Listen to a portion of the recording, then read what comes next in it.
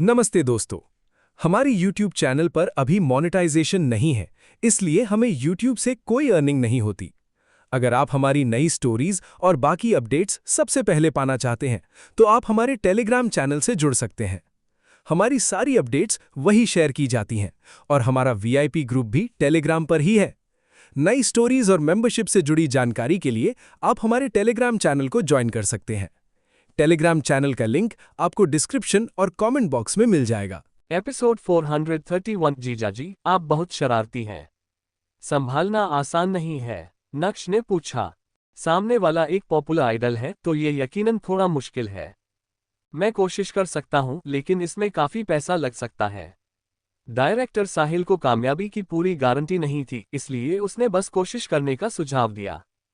पैसे की कोई प्रॉब्लम नहीं है, जैसे ही कोई न्यूज़ मिले मुझे बताना। ठीक है मिस्टर नक्श, मैं जल्द से जल्द आपको अपडेट करता हूं।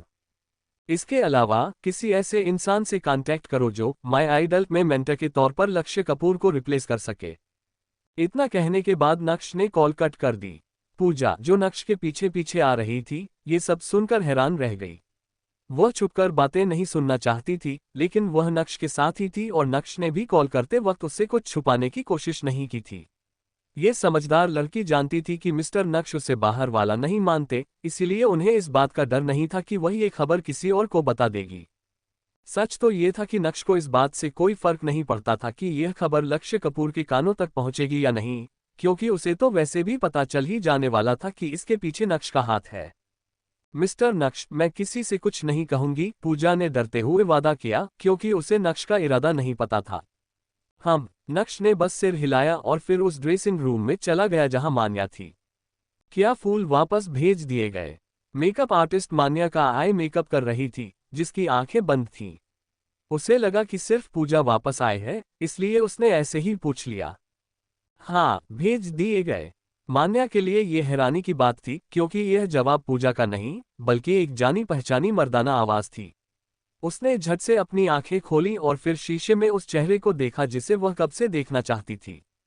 नक्श, आप यहाँ हैं। मान्या ने खुशी से उसका स्वागत किया।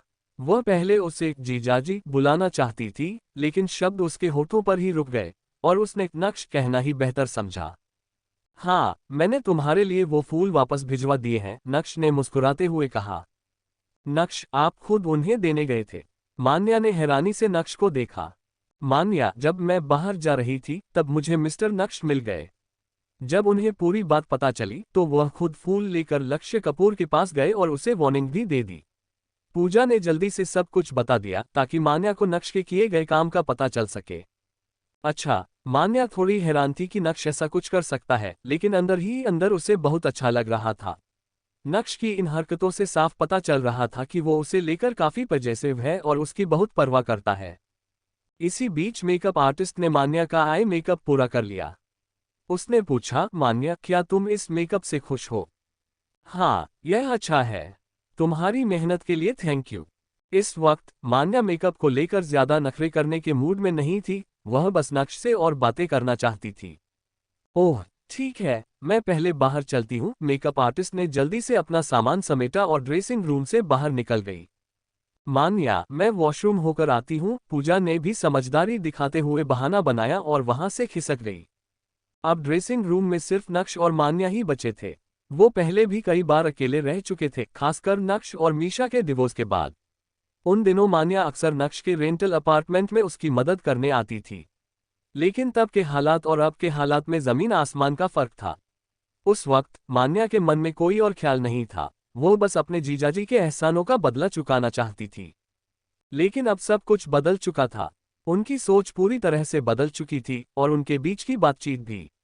पल भर के लिए माहौल में अजीब सी खामोशी छा गई। दोनों को समझ नहीं आ रहा था कि क्या कहें। नक्श, मान्या ने कुछ कहना चाहा, लेकिन नक्श ने तुरंत उसे बीच में रोक दिया। जब हम अकेले हों तो तुम मुझे जीजाजी ही बुला सकती हो। मुझे उस नाम की आदत हो गई है।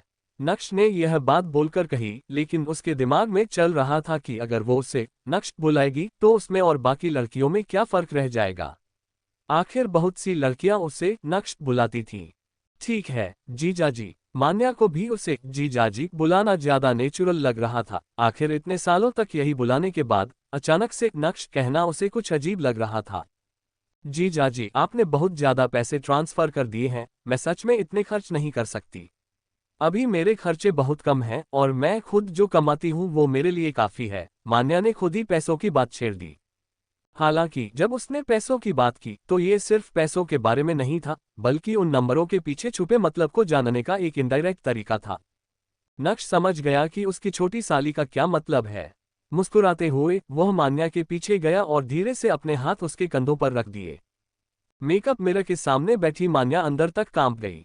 इससे पहले जब भी वह नक्श से मिली थी तो भले ही कभी कभार फिजिकल कांटेक्ट हुआ हो, लेकिन वह हमेशा अनजाने में होता था। पर इस बार बात अलग थी। नक्श ने खुद पहल की थी और उसके छूने के अंदाज में प्यार और एक खास तरह का इशारा छिपा था। नर्वसनेस के मारे मान्या का शरीर अकड़ गया। उसी वक्त नक्श ने धीरे से कहा, खुशी हमेशा कहती है कि वो तुम्हें अपनी मां बनाना चाहती है। पहले तो मुझे लगा कि यह सिर्फ एक बच्ची की बातें हैं और मैंने इस पर ज्यादा ध्यान नहीं दिया, लेकिन वक्त के साथ मुझे लगने लगा कि यह कोई बुरा आइडिया नहीं है। तुम्हारा क्या ख्याल है, मान्या? हाँ, मान्या ने कभी नहीं सोचा था कि नक्श इस बात को ऐसे शुरू करेगा। फिर भी यह एक बहुत अच्छा तरीका था जिसे अपनाना उसके लिए आसान था। मुझे लगता है ये काफी अच्छा है। मान्या ने कुछ सेकंड रुककर अपना सिर झुकाते हुए धीरे से जवाब दिया। तुमने क्या कहा? मैं सुन नहीं पाया। नक्श ने मान्या के कंधे पर रखे अपने हाथ से हल्का सा दबाव डाला। जाहिर है वह ये सब जानबूझकर कर रहा था। अब मान्या के गालों की लाली उसकी गर्दन तक फैल चुकी थी।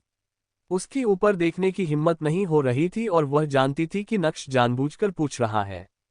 जीजाजी, आप बहुत शरारती हैं। मान्या खुद को रोक नहीं पाए और धीरे से बुदबुदाते हुए शिकायत की। लेकिन नक्श के कानों में उसकी यह शिकायत किसी रोमांटिक नखरे जैसी लग रही थी, जिसमें एक गजब का जादू था। सच में बस एक उस वाक्य ने नक्श के अंदर एक हल्की सी हलचल पैदा कर दी।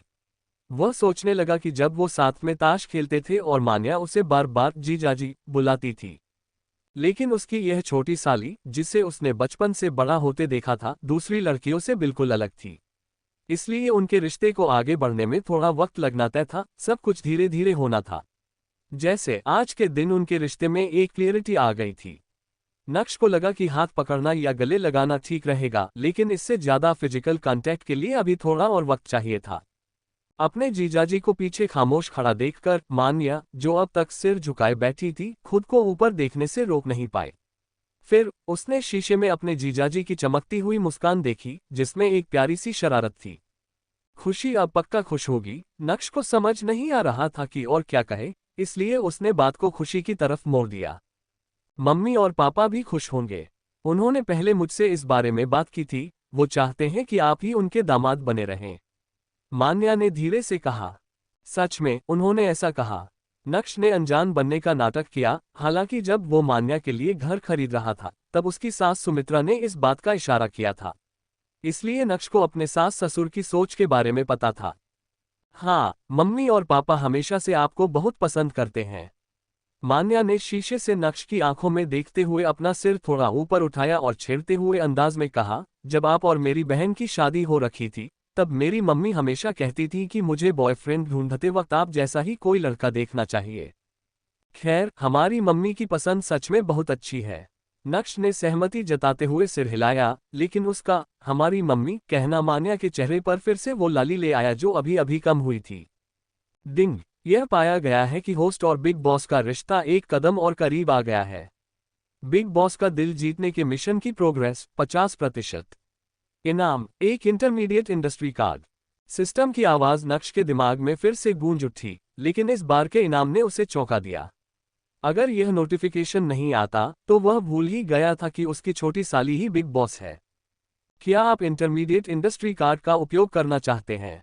हाँ, नहीं। इनाम मिलते ही सिस्टम का ये डायलॉग बॉक्स नक्श के दिमाग में पॉपअप हुआ। हाँ, नक्श ने बिना कुछ सोचे जवाब दिया। डिंग, इंटरमीडिएट इंडस्ट्री कार्ड का इस्तेमाल सफल रहा। होस्ट को हासिल करने पर बधाई। स्टार एंटरटेनमेंट के 100% शेयर्स। स्टार एंटरटेनमेंट, ये नाम कुछ सुना सुना सा लग रहा है। क्या ये फरीदा की कंपनी नहीं है? इसका मतलब ये लक्ष्य कपूर की भी कंपनी है। बहुत बढ़िया। सिस्टम मेरी बात समझता है। नक्श के चेहरे पर एक मुस्कान आ गई जब उसने अपने फोन पर स्टार एंटरटेनमेंट के बारे में लेटेस्ट न्यूज चेक की। स्टार एंटरटेनमेंट की अभी की मार्केट वैल्यू 6.5 बिलियन है और इसका main business artist management, music production और रिकॉर्ड डिस्ट्रीब्यूशन है। इसके पास कई जाने माने सिंगर्स हैं जिससे ये देश की सबसे बड़ी म्यूजिक कंपनियों में से एक बन जाती है। और स्टार एंटरटेनमेंट टैलेंट मीडिया के साथ बिजनेस के मामले में परफेक्ट मैच था। एक म्यूजिक इंडस्ट्री पर फोकस करती थी तो दूसरी फिल्म और टीवी इंडस्ट्री पर। अब चूंकि नक्श दोनों कंपनियों का बॉस बन गया था, इन रिसोर्सेस को मिलाने से एंटरटेनमेंट इंडस्ट्री में एक बहुत बड़ी ताकत पैदा होगी और नक्श खुद पर्दे के पीछे एक असली किंगमेकर बन जाएगा। हालांकि स्टार एंटरटेनमेंट सूरत में रजिस्टर थी और इसके ऑफिस भी वहीं थे, इसलिए नक्श को जल्द ही सूरत जाना पड़ेगा। आखिर ये 6.5 बिलियन की कंपनी थी और उसे वहां खुद मौजूद होना पड़ेगा। दूसरी तरफ फरीदा आर्टिस्ट्स डिपार्टमेंट के वाइस प्रेसिडेंट मिस्टर विकास से बात कर रही थी। लक्ष्य कपूर का सच में दिमाग खराब हो गया है। भले ही हमारी कंपनी का टैलेंट मीडिया के साथ कोई खास बिजनेस कनेक्शन नहीं है, लेकिन क्या उसे सच में लगता है कि वह वहां के बॉस लेवल के किसी इंसान से पंगा लेकर बच सकता है? क्या गेम खेलते खेलते उसका दिमाग खराब हो गया है? क्या जॉम्बीज ने उसका दिमाग खा लिया है या क्या? फोन पर मिस्टर विकास खुद को कोस रहे थे और गालियां दे रहे थे। लक्ष्य कपूर की तो छोड़िए, वो खुद भी टैलेंट मीडिया के उस इंसान से पंगा लेने की हिम्मत नहीं कर सकते थे। मिस्टर विकास भले ही वाइस प्रेसिडेंट हो, लेकिन आखिर में वो भी सिर्फ एक एम्प्लॉय ही थे। सामने वाला टैलेंट मीडिया का बॉस था, एंटरटेनमेंट इंडस्ट्री का एक असली बड़ा खिलाड़ी। जब वह और फरीदा भड़ास निकाल रहे थे तभी सेक्रेटरी घबराई हुई उनके ऑफिस में आए। वह इतनी हड़बड़ाहट में थी कि दरवाजा खटखटाना भी भूल गई। मिस्टर विकास, एक बहुत बड़ी प्रॉब्लम हो गई है। मैंने सुना है कि बॉस ने कंपनी बेच दी है और आधे घंटे में एक हाई लेवल मीटिंग होने वाली है। सेक्रेटरी ने मिस्टर विकास की चल रही कॉल की भी परवाह नहीं की और जो बड़ी खबर उसे अभी पता चली थी वह सीधे बोल दी। क्या कंपनी बिक गई? मिस्टर विकास हैरान रह गए। ऐसा कुछ होने का कोई अंदेशा तक नहीं था। कंपनी का काम एकदम सही चल रहा था, तो फिर बॉस अचानक इसे क्यों बेचेगा? तुम्हें ये खबर कहाँ से मिली? ये खबर प्रेसिडेंट के ऑफिस से आ रही है, इसलिए यह पक्की होनी चाहिए। यह है। मिस्टर विकास हैरान लग रहे थे और कुछ पल के सदमे के बाद उन्होंने जल्दी से फोन के दूसरी तरफ फरीदा से कहा, क्या तुमने सुना? यहाँ कंपनी में शायद कोई बड़ा बवाल होने वाला है, मुझे जाना होगा। इतना कहकर उन्होंने फोन कट कर दिया।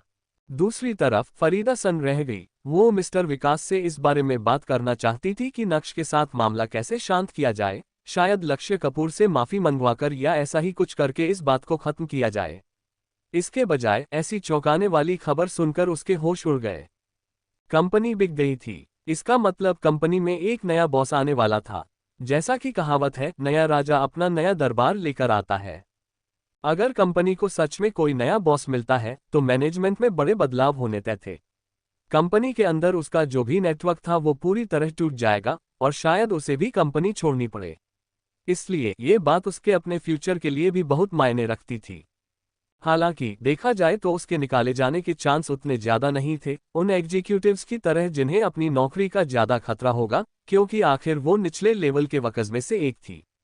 लेकिन फरीदा के लिए यह एक बहुत बड़ा मौका भी था।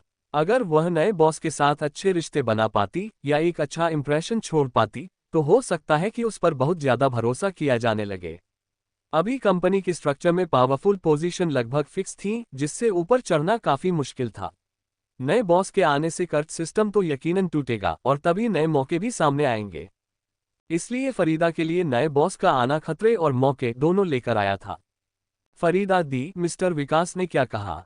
लाउंज में वापस आते ही लक्ष्य कपूर ने तुरंत पूछा। जब नक्श और फरीदा एक एक करके वहां से चले गए थे तब वह भी शांत हो गया था और गंभीरता से इस बारे में सोच रहा था, जिससे उसकी घबराहट लगातार बढ़ रही थी। वह प्यार में पागल था, इसलिए एंटरटेनमेंट इंडस्ट्री के हैवीवेट खिलाड़ी नक्श की ताकत का अंदाजा नहीं लगा पाया था। तुम्हारी प्रॉब्लम के बारे में हमारी बात बीच में ही कट गई क्योंकि कंपनी में कुछ बहुत बड़ा हो गया है। वो कह रहे हैं कि कंपनी बिक गई है। क्या कंपनी बिक गई? वो भी ऐसे ही क्यों बिक जाएगी? लक्ष्य कपूर भी पूरी तरह से हैरान लग रहा था। पिछले 2 सालों से स्टार एंटरटेनमेंट बहुत अच्छा कर रही थी, पुराने सिंगर्स का रुतबा बरकरार था और कई नए सिंगर्स भी अच्छा परफॉर्म कर रहे थे। वहां लक्ष्य कपूर जैसे 2 यंग टैलेंट भी थे जो आइडल स्टार ट्रैक में काफी कॉम्पिटिटिव थे। कुल मिलाकर स्टार एंटरटेनमेंट एक ऐसी म्यूजिक कंपनी थी जिसकी कोई बड़ी कमजोरी नहीं थी और ऐसा नहीं लगता था कि इसे बेचा जाना चाहिए। इस खबर की पक्की जानकारी अभी तक नहीं मिली है, लेकिन मिस्टर विकास के साथ हुई बातचीत को देखते हुए लगता है कि यह बात सच्ची होगी। फरीदा अपनी ठुड्डी पर हाथ फेरते हुए गंभीरता से सोच रही थी कि इन नए हालातों में उसे क्या करना चाहिए। Lounge number 3। कॉफी टेबल पर बहुत सारा शानदार खाना सजा हुआ था, जिसे नक्श ने एक प्राइवेट किचन रेस्टोरेंट से मंगाया था, जिसकी अभी अभी डिलीवरी हुई थी। दोनों ने साथ खाना खाने का वादा किया था और चूंकि मान्या काम कर रही थी, इसलिए खाना खाने की जगह टीवी स्टेशन ही हो सकती थी।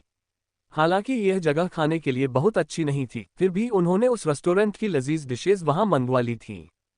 नक्श ने काफी डिशेज मंगवाई थीं, जो 2 लोगों के लिए बहुत ज्यादा थी, इसलिए उसने अपनी असिस्टेंट पूजा को भी साथ खाने के लिए बुला लिया। बेचारी असिस्टेंट, जो अनजाने में उनके बीच कबाब में हड्डी बन गई थी, इतनी समझदार थी कि उसने खुद को चुप रखा और बात करने के बजाय चुपचाप खाने पर फोकस किया। वहीं दूसरी तरफ नक्श और मान्या, जिनके बीच का रिश्ता अब एकदम साफ हो चुका था, उनके पास बात करने के लिए बहुत कुछ था। खासकर मान्या, हालांकि उसका नेचर थोड़ा शांत था, लेकिन फिर भी वह 20 साल की लड़की थी और उसमें जवानी की पूरी एनर्जी थी। वह अपनी डेली लाइफ की बातें उस इंसान के साथ शेयर करके बहुत खुश थी जिसे वह पसंद करती थी। खाना खाने के बाद मान्या को भी अपना काम शुरू करना था। प्रोग्राम की ऑफिशियल रिकॉर्डिंग से पहले उसे अपने पार्टनर हर्ष के साथ लाइंस और प्रोसेस की प्रैक्टिस करनी थी। चूंकि वह एक सीनियर था, मान्या हमेशा नम्र रहती थी और हर बार खुद ही पहल करती थी। भले ही उसके पास नक्श जैसा एक स्ट्रॉन्ग सपोर्ट था, लेकिन उसने कभी भी प्रोग्राम टीम से अपने लिए किसी स्पेशल ट्रीटमेंट की उम्मीद नहीं की और उसने दूसरों से ज्यादा मेहनत की ताकि कोई भी उसके बारे में बातें न बना सके। नक्श अपनी छोटी भतीजी को अच्छे से समझता था, इसलिए उसने उसके काम में कोई दखल नहीं दिया और न ही उसे डिस्टर्ब किया। मान्या के ड्रेसिंग रूम से निकलने के बाद नक्श रिया सेन के ड्रेसिंग रूम में गया। इस वक्त महारानी रिया अपना मेकअप खत्म कर चुकी थी और हाथ में फोन पकड़े अपनी खास दोस्त तनीषा के साथ चैट कर रही थी। सामने वाली एंटरटेनमेंट इंडस्ट्री में उसकी गिनी चुनी अच्छी दोस्तों में से एक थी। उन दोनों के दोस्त बनने की सबसे बड़ी वजह ये थी कि उन दोनों का एक्सपीरियंस काफी मिलता जुलता था। रिया सेन को पहले गंदे ऑफर न मानने की वजह से काम मिलने से रोक दिया गया था और तनीषा को भी ऐसे ही हालातों का सामना करना पड़ा था। फर्क सिर्फ इतना था कि दोनों ने अलग अलग कंपनियों के साथ कॉन्ट्रैक्ट किया था। रिया सेन टैलेंट मीडिया के साथ आर्टिस्ट थी, जबकि तनीषा स्टार एंटरटेनमेंट के साथ कॉन्ट्रैक्टेड सिंगर थी। हालांकि रिया सेन पर अब कोई पाबंदी नहीं थी और उसका करियर तेजी से आगे बढ़ रहा था, लेकिन तनीषा का अभी भी बुरा वक्त चल रहा था और उसे कोई काम नहीं मिल रहा था। तनीषा, रिया, मुझे सच में तुमसे बहुत जलन होती है कि तुम्हें इतना अच्छा बॉस मिला। काश मुझे भी इतना ही बढ़िया बॉस मिल पाता। रिया सेन, अगर कुछ भी काम नहीं आया तो तुम्हारा कॉन्ट्रैक्ट खत्म होने के बाद तुम टैलेंट मीडिया में आ सकती हो। तब तक मुझे यकीन है कि मैं बॉस से बात कर लूंगी, तुम्हारे टैलेंट को देखकर वो पक्का तुम्हें साइन कर लेंगे। तनीषा, मेरे कॉन्ट्रैक्ट में अभी भी 3 साल बाकी हैं। मेरे सारे फैंस गायब हो जाएंगे और वैसे भी टैलेंट मीडिया का मेन बिजनेस फिल्म और टीवी प्रोडक्शन है।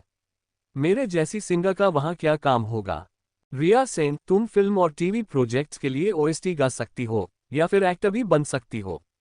तनीषा, एक्टिंग, इससे अच्छा तो कोई मुझे मार दे। रिया सेन मैसेज का रिप्लाई करने में बिजी थी, तभी उसके ड्रेसिंग रूम का दरवाजा खुला। उसे लगा कि प्रोग्राम टीम का कोई स्टाफ मेंबर होगा, इसलिए उसने बिना कुछ सोचे ऊपर देखा और फिर एक पल के लिए जमसी गई।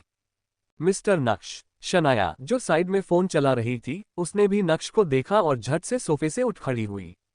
असल में रिया सेन के फिर से काम शुरू करने के बाद से उसकी एजेंट के तौर पर शनाया काफी बिजी रहने लगी थी, खासकर तब से जब से नक्श ने उसे प्रमोट किया था, इसलिए ज्यादातर समय शनाया रिया सेन के साथ नहीं रह पाती थी। वह आज अपनी इस सिंगल आर्टिस्ट दोस्त से मिलने आई थी क्योंकि काम राजकोट में चल रहा था और चूंकि आज प्यार का दिन था, इसलिए उसने सोचा कि मिलकर आती हूँ। उसने कभी नहीं सोचा था कि उसका सामना सीधे बॉस नक्श से हो जाएगा। रिया सेन भी अपनी कुर्सी से खड़ी हो गई और नक्श का स्वागत किया। प्लीज बैठ जाए, आप दोनों, इतना फॉर्मल होने की कोई जरूरत नहीं है। नक्श ने मुस्कुराते हुए इशारा किया और फिर खुद सोफे पर बैठ गया, क्योंकि अगर वो बॉस होकर नहीं बैठता तो वो दोनों भी शायद खड़ी ही रहती। मिस्टर नक्श, आज आपका यहाँ आना कैसे हुआ? बैठने के बाद शनाया ने खुशी से पूछा। बस ऐसे ही घूमने आ गया। आखिरकार कंपनी ने माय आइडल शो में काफी इन्वेस्ट किया है। डबल एस लेवल की एम्प्लॉय रिया सेन के सामने नक्श को अपनी इमेज बनाकर रखनी थी। आखिरकार वो भी एक संभावित टारगेट हो सकती थी। कितना बड़ा इत्तेफाक है कि मिस्टर नक्श आज यहाँ है। आज प्यार का दिन है। क्या हम सिंगल लोगों को हमारी कंपनी के बॉस से कुछ प्यार मिलेगा? शनाया नक्श से महिमा की बर्थडे पार्टी में मिली थी। तब जब नक्श टैलेंट मीडिया का बॉस नहीं था, उनके बीच अच्छी बातचीत हुई थी और तभी से वे एक दूसरे को जानने लगे थे। इसीलिए शनाया की नक्श के साथ इस तरह मजाक करने की हिम्मत हो गई थी। बॉस से प्यार चाहिए है ना? कोई प्रॉब्लम नहीं। नक्श ने मुस्कुराते हुए कंधे उचकाए और तुरंत व्हाट्सएप के जरिए उन दोनों को 11,111 ट्रांसफर कर दिए। तुम दोनों को 520 मुबारक। नक्श और रिया सेन के बीच अभी जैसा रिश्ता था, उसे देखते हुए कोई खास नंबर भेजना सही नहीं होता, इसलिए 11,111 जैसा मजाकिया नंबर भेजना ज्यादा सही था। Thank you boss. बॉस कितने दरियादिल हैं। शनाया खुशी से फूली नहीं समा रही थी और उसने तुरंत पैसे एक्सेप्ट कर लिए। खैर, अगर बॉस के पैसे हों और फ्री में मिल रहे हों तो कोई क्यों न ले। थैंक यू मिस्टर नक्श। पैसे लेने के बाद रिया सेन ने भी मजाक में शिकायत की, मिस्टर नक्श, क्या इस 11,111 का मतलब यह है कि आप चाहते हैं हम जिंदगी भर सिंगल ही रहें? नक्श ने मुस्कुराकर सिर हिलाया, ये तुम्हें जल्द से जल्द अपना पार्टनर ढूंढने के लिए इंस्पायर करने के लिए है। ठीक है फिर, मैं इसे सीरियसली लूंगी। रिया सेन ने धीरे से अपने होंठ दबाए। सच में, उसकी काफी वक्त से बॉस के साथ इस तरह की प्राइवेट बातचीत नहीं हुई थी। आखिरी बार वो गौरव की शादी में मिले थे जहां रिया ने होस्टिंग की थी। माय आइडल की रिकॉर्डिंग भी उसी दिन शुरू हुई थी और हालांकि नक्श वहां आया था, लेकिन उन दोनों के बीच कोई प्राइवेट बात नहीं हुई थी। मिस्टर नक्श बस यही चाहते हैं कि हम वर्कर्स हमेशा सिंगल रहें और अपनी सारी एनर्जी काम में लगा दें ताकि हम उनके लिए पैसे कमाते रहें। आह, कितने जालिम बॉस हैं, शनाया ने साइड से छेड़ते हुए कहा। नक्श ने भी पलटकर जवाब दिया, अगर शनाया को ऐसा लगता है तो वह पैसे वापस कर सकती है। प्लीज मुझे जेसिका बुलाए। शनाया ने गंभीर चेहरा बनाते हुए अपनी बात सुधारी। जेसिका उसका इंग्लिश नाम था जिसे वह हमेशा इंडस्ट्री में इस्तेमाल करती थी क्योंकि उसे शनाया दांगी नाम बहुत पुराना लगता था। ठीक है जेसिका, प्लीज पैसे वापस कर दो। नक्श ने कंधे उचकाते हुए मुस्कुरा कर कहा। ओह, इसकी कोई जरूरत नहीं है। शनाया ने सिर हिलाया और हंसने लगी, कोई बात नहीं, मुझे सच में काम करना पसंद है। जब तक मैं मेहनत करती रहूंगी, मिस्टर नक्श की दौलत ऐसे ही बढ़ती रहेगी। बढ़िया, यही जज्बा होना चाहिए। नक्श ने मुस्कुराते हुए सिर हिलाया और फिर अचानक उससे याद आया कि वह स्टार एंटरटेनमेंट को टेकओवर करने वाला है, जो 6.5 बिलियन की मार्केट वैल्यू वाली कंपनी थी। टेकओवर के बाद उसे पक्का मैनेजमेंट में अपने भरोसेमंद लोगों को बिठाना होगा। सबसे अच्छा तरीका यही था कि टैलेंट मीडिया से भरोसेमंद लोगों को ट्रांसफर किया जाए और कुछ लोगों को बाहर से हायर किया जाए ताकि पुराने मैनेजमेंट के साथ एक बैलेंस बना रहे। शनाया इसके लिए एक बहुत बढ़िया ऑप्शन थी। उसकी प्रोफेशनल स्किल्स और वफादारी दोनों सॉलिड थीं। चलो अब काम की बात करते हैं। नक्श थोड़ा सीरियस हो गया। जेसिका, तुम स्टार एंटरटेनमेंट के बारे में कितना जानती हो? स्टार एंटरटेनमेंट, मैं इसके बारे में काफी कुछ जानती हूँ। शनाया ने सिर हिलाया, उनके कई एजेंट्स और आर्टिस्ट्स को मैं अच्छे से जानती हूँ। लक्ष्य कपूर की एजेंट फरीदा और मैं दोस्त हैं। अभी थोड़ी देर पहले ही हमारी बात हुई थी। तुम और फरीदा दोस्त हो? नक्श ने हैरानी से शनाया को देखा। हाँ, हम दोनों एक ही वक्त में आर्टिस्ट हुआ करते थे, फिर हम दोनों ने एजेंट बनने का फैसला कर लिया। इंडस्ट्री में कई एजेंट्स वो पुराने आर्टिस्ट ही थे जो अपना नाम नहीं बना पाए या जिनकी उम्र हो रही थी, इसलिए वो एजेंट बन गए। ये कुछ वैसा ही था जैसे पुराने जमाने के कोठों पर बड़ी उम्र की तवाइफें कोठे की मालकिन बन जाती थीं। सच में दोनों कामों में काफी समानता थी, अपनी देखरेख वाले लोगों को अच्छे दामों पर बेचना। एंटरटेनमेंट इंडस्ट्री में भी ऐसी कई प्रोफेशनल मालकिनें एजेंट्स का ठप्पा लगाकर छोटे स्टोर्स और इंटरनेट सेलिब्रिटीज को मैनेज करती थीं और इंडस्ट्री के बड़े रईसों और दिग्गजों की सेवा में लगाती थीं। तो तुम्हारे कहने का मतलब है कि अगर तुम स्टार एंटरटेनमेंट जाती हो तो तुम अपना काम बहुत अच्छे से संभाल लोगी? नक्श ने फिर से पूछा। हाँ, मैं स्टार एंटरटेनमेंट जाऊंगी। शनाया ने झट से अपना सिर हिलाया और कसम खाने वाले अंदाज में अपना बायां हाथ उठाते हुए कहा, बॉस, मैं जीते जी टैलेंट मीडिया की हूं और मरने के बाद टैलेंट मीडिया की भूत बनूंगी। मैं कभी टैलेंट मीडिया को धोखा नहीं दूंगी। उसकी कसम एकदम सच्ची थी। शनाया का टैलेंट मीडिया छोड़ने का कोई इरादा नहीं था, खासकर जब से नक्श टैलेंट मीडिया का हेड बना था। टैलेंट मीडिया में उसके दिन लगातार बेहतर हो रहे थे, तो वह छोड़ने के बारे में क्यों सोचेगी। वफादारी का यह अचानक हुआ प्रदर्शन देखकर नक्श थोड़ा हैरान रह गया। उसने अपना हाथ हिलाते हुए कहा, स्टार एंटरटेनमेंट जाने का मतलब टैलेंट मीडिया को धोखा देना नहीं है। हाँ मिस्टर नक्श, क्या आप मुझे स्टार एंटरटेनमेंट में अंडरकवर भेजने की सोच रहे हैं? लेकिन हमारी कंपनियों के बीच तो कोई कंपटीशन ही नहीं है, हम अलग अलग फील्ड में हैं। क्या हम अब म्यूजिक में भी उतरने की प्लानिंग कर रहे हैं? शनाया ने सवालों की झड़ी लगा दी।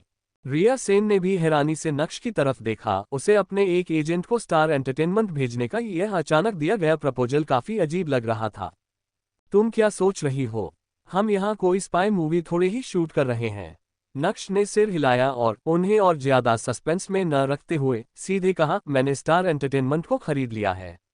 मैं तुम्हें वहां आर्टिस्ट डिपार्टमेंट की हेड बनाकर भेजने का सोच रहा हूं। अगर तुम्हें कोई ऐतराज नहीं है तो तुम कुछ दिनों में मेरे साथ पोस्ट संभालने चलोगी। यह अचानक मिली दौलत इतनी उम्मीद से परे थी कि शनाया एक पल के लिए सुन्न रह गई। उसने अपना मुंह खुला रखा और ब्लैंक होकर नक्श को देखती रही। उसे होश में आने में काफी वक्त लगा। आप चाहते हैं कि मैं स्टार एंटरटेनमेंट में आर्टिस्ट डिपार्टमेंट की डायरेक्टर बनूं? मिस्टर नक्श, मैंने कुछ गलत तो नहीं सुना? शनाया का एक्सप्रेशन धीरे धीरे एक्साइटमेंट में बदल गया। अभी कुछ ही दिन पहले उसका प्रमोशन हुआ था और अब एक और प्रमोशन का मौका सामने था। जाहिर है वह बात उसे सबसे ज्यादा चौंकाने वाली नहीं लगी। सबसे ज्यादा चौंकाने वाली बात यह थी कि बॉस ने सच में स्टार एंटरटेनमेंट को खरीद लिया था। स्टार एंटरटेनमेंट की मार्केट वैल्यू टैलेंट मीडिया से बस थोड़ी ही कम थी, जो इसे आम आर्टिस्ट की नजरों में एक बहुत बड़ी कंपनी बनाती थी। और अब टैलेंट मीडिया और स्टार एंटरटेनमेंट दोनों का एक ही बॉस था। असल में पास खड़ी रिया सेन भी बहुत सदमे में थी। वह अभी तनीषा से चैट कर रही थी, जो स्टार एंटरटेनमेंट के साथ एक साइन सिंगर थी, और उसने स्टार एंटरटेनमेंट के बिकने के बारे में कुछ नहीं सुना था। अगर बात सच में वैसी थी जैसा नक्श ने कहा था कि स्टार एंटरटेनमेंट अब उसकी प्रॉपर्टी है, तो तनीषा के बुरे दिनों के खत्म होने के चांस बढ़ गए थे, बिल्कुल वैसे ही जैसे जब नक्श ने चमत्कारिक रूप से टैलेंट मीडिया को संभाला था। तो यह तनीषा के लिए एक बहुत बड़ी खुशखबरी थी।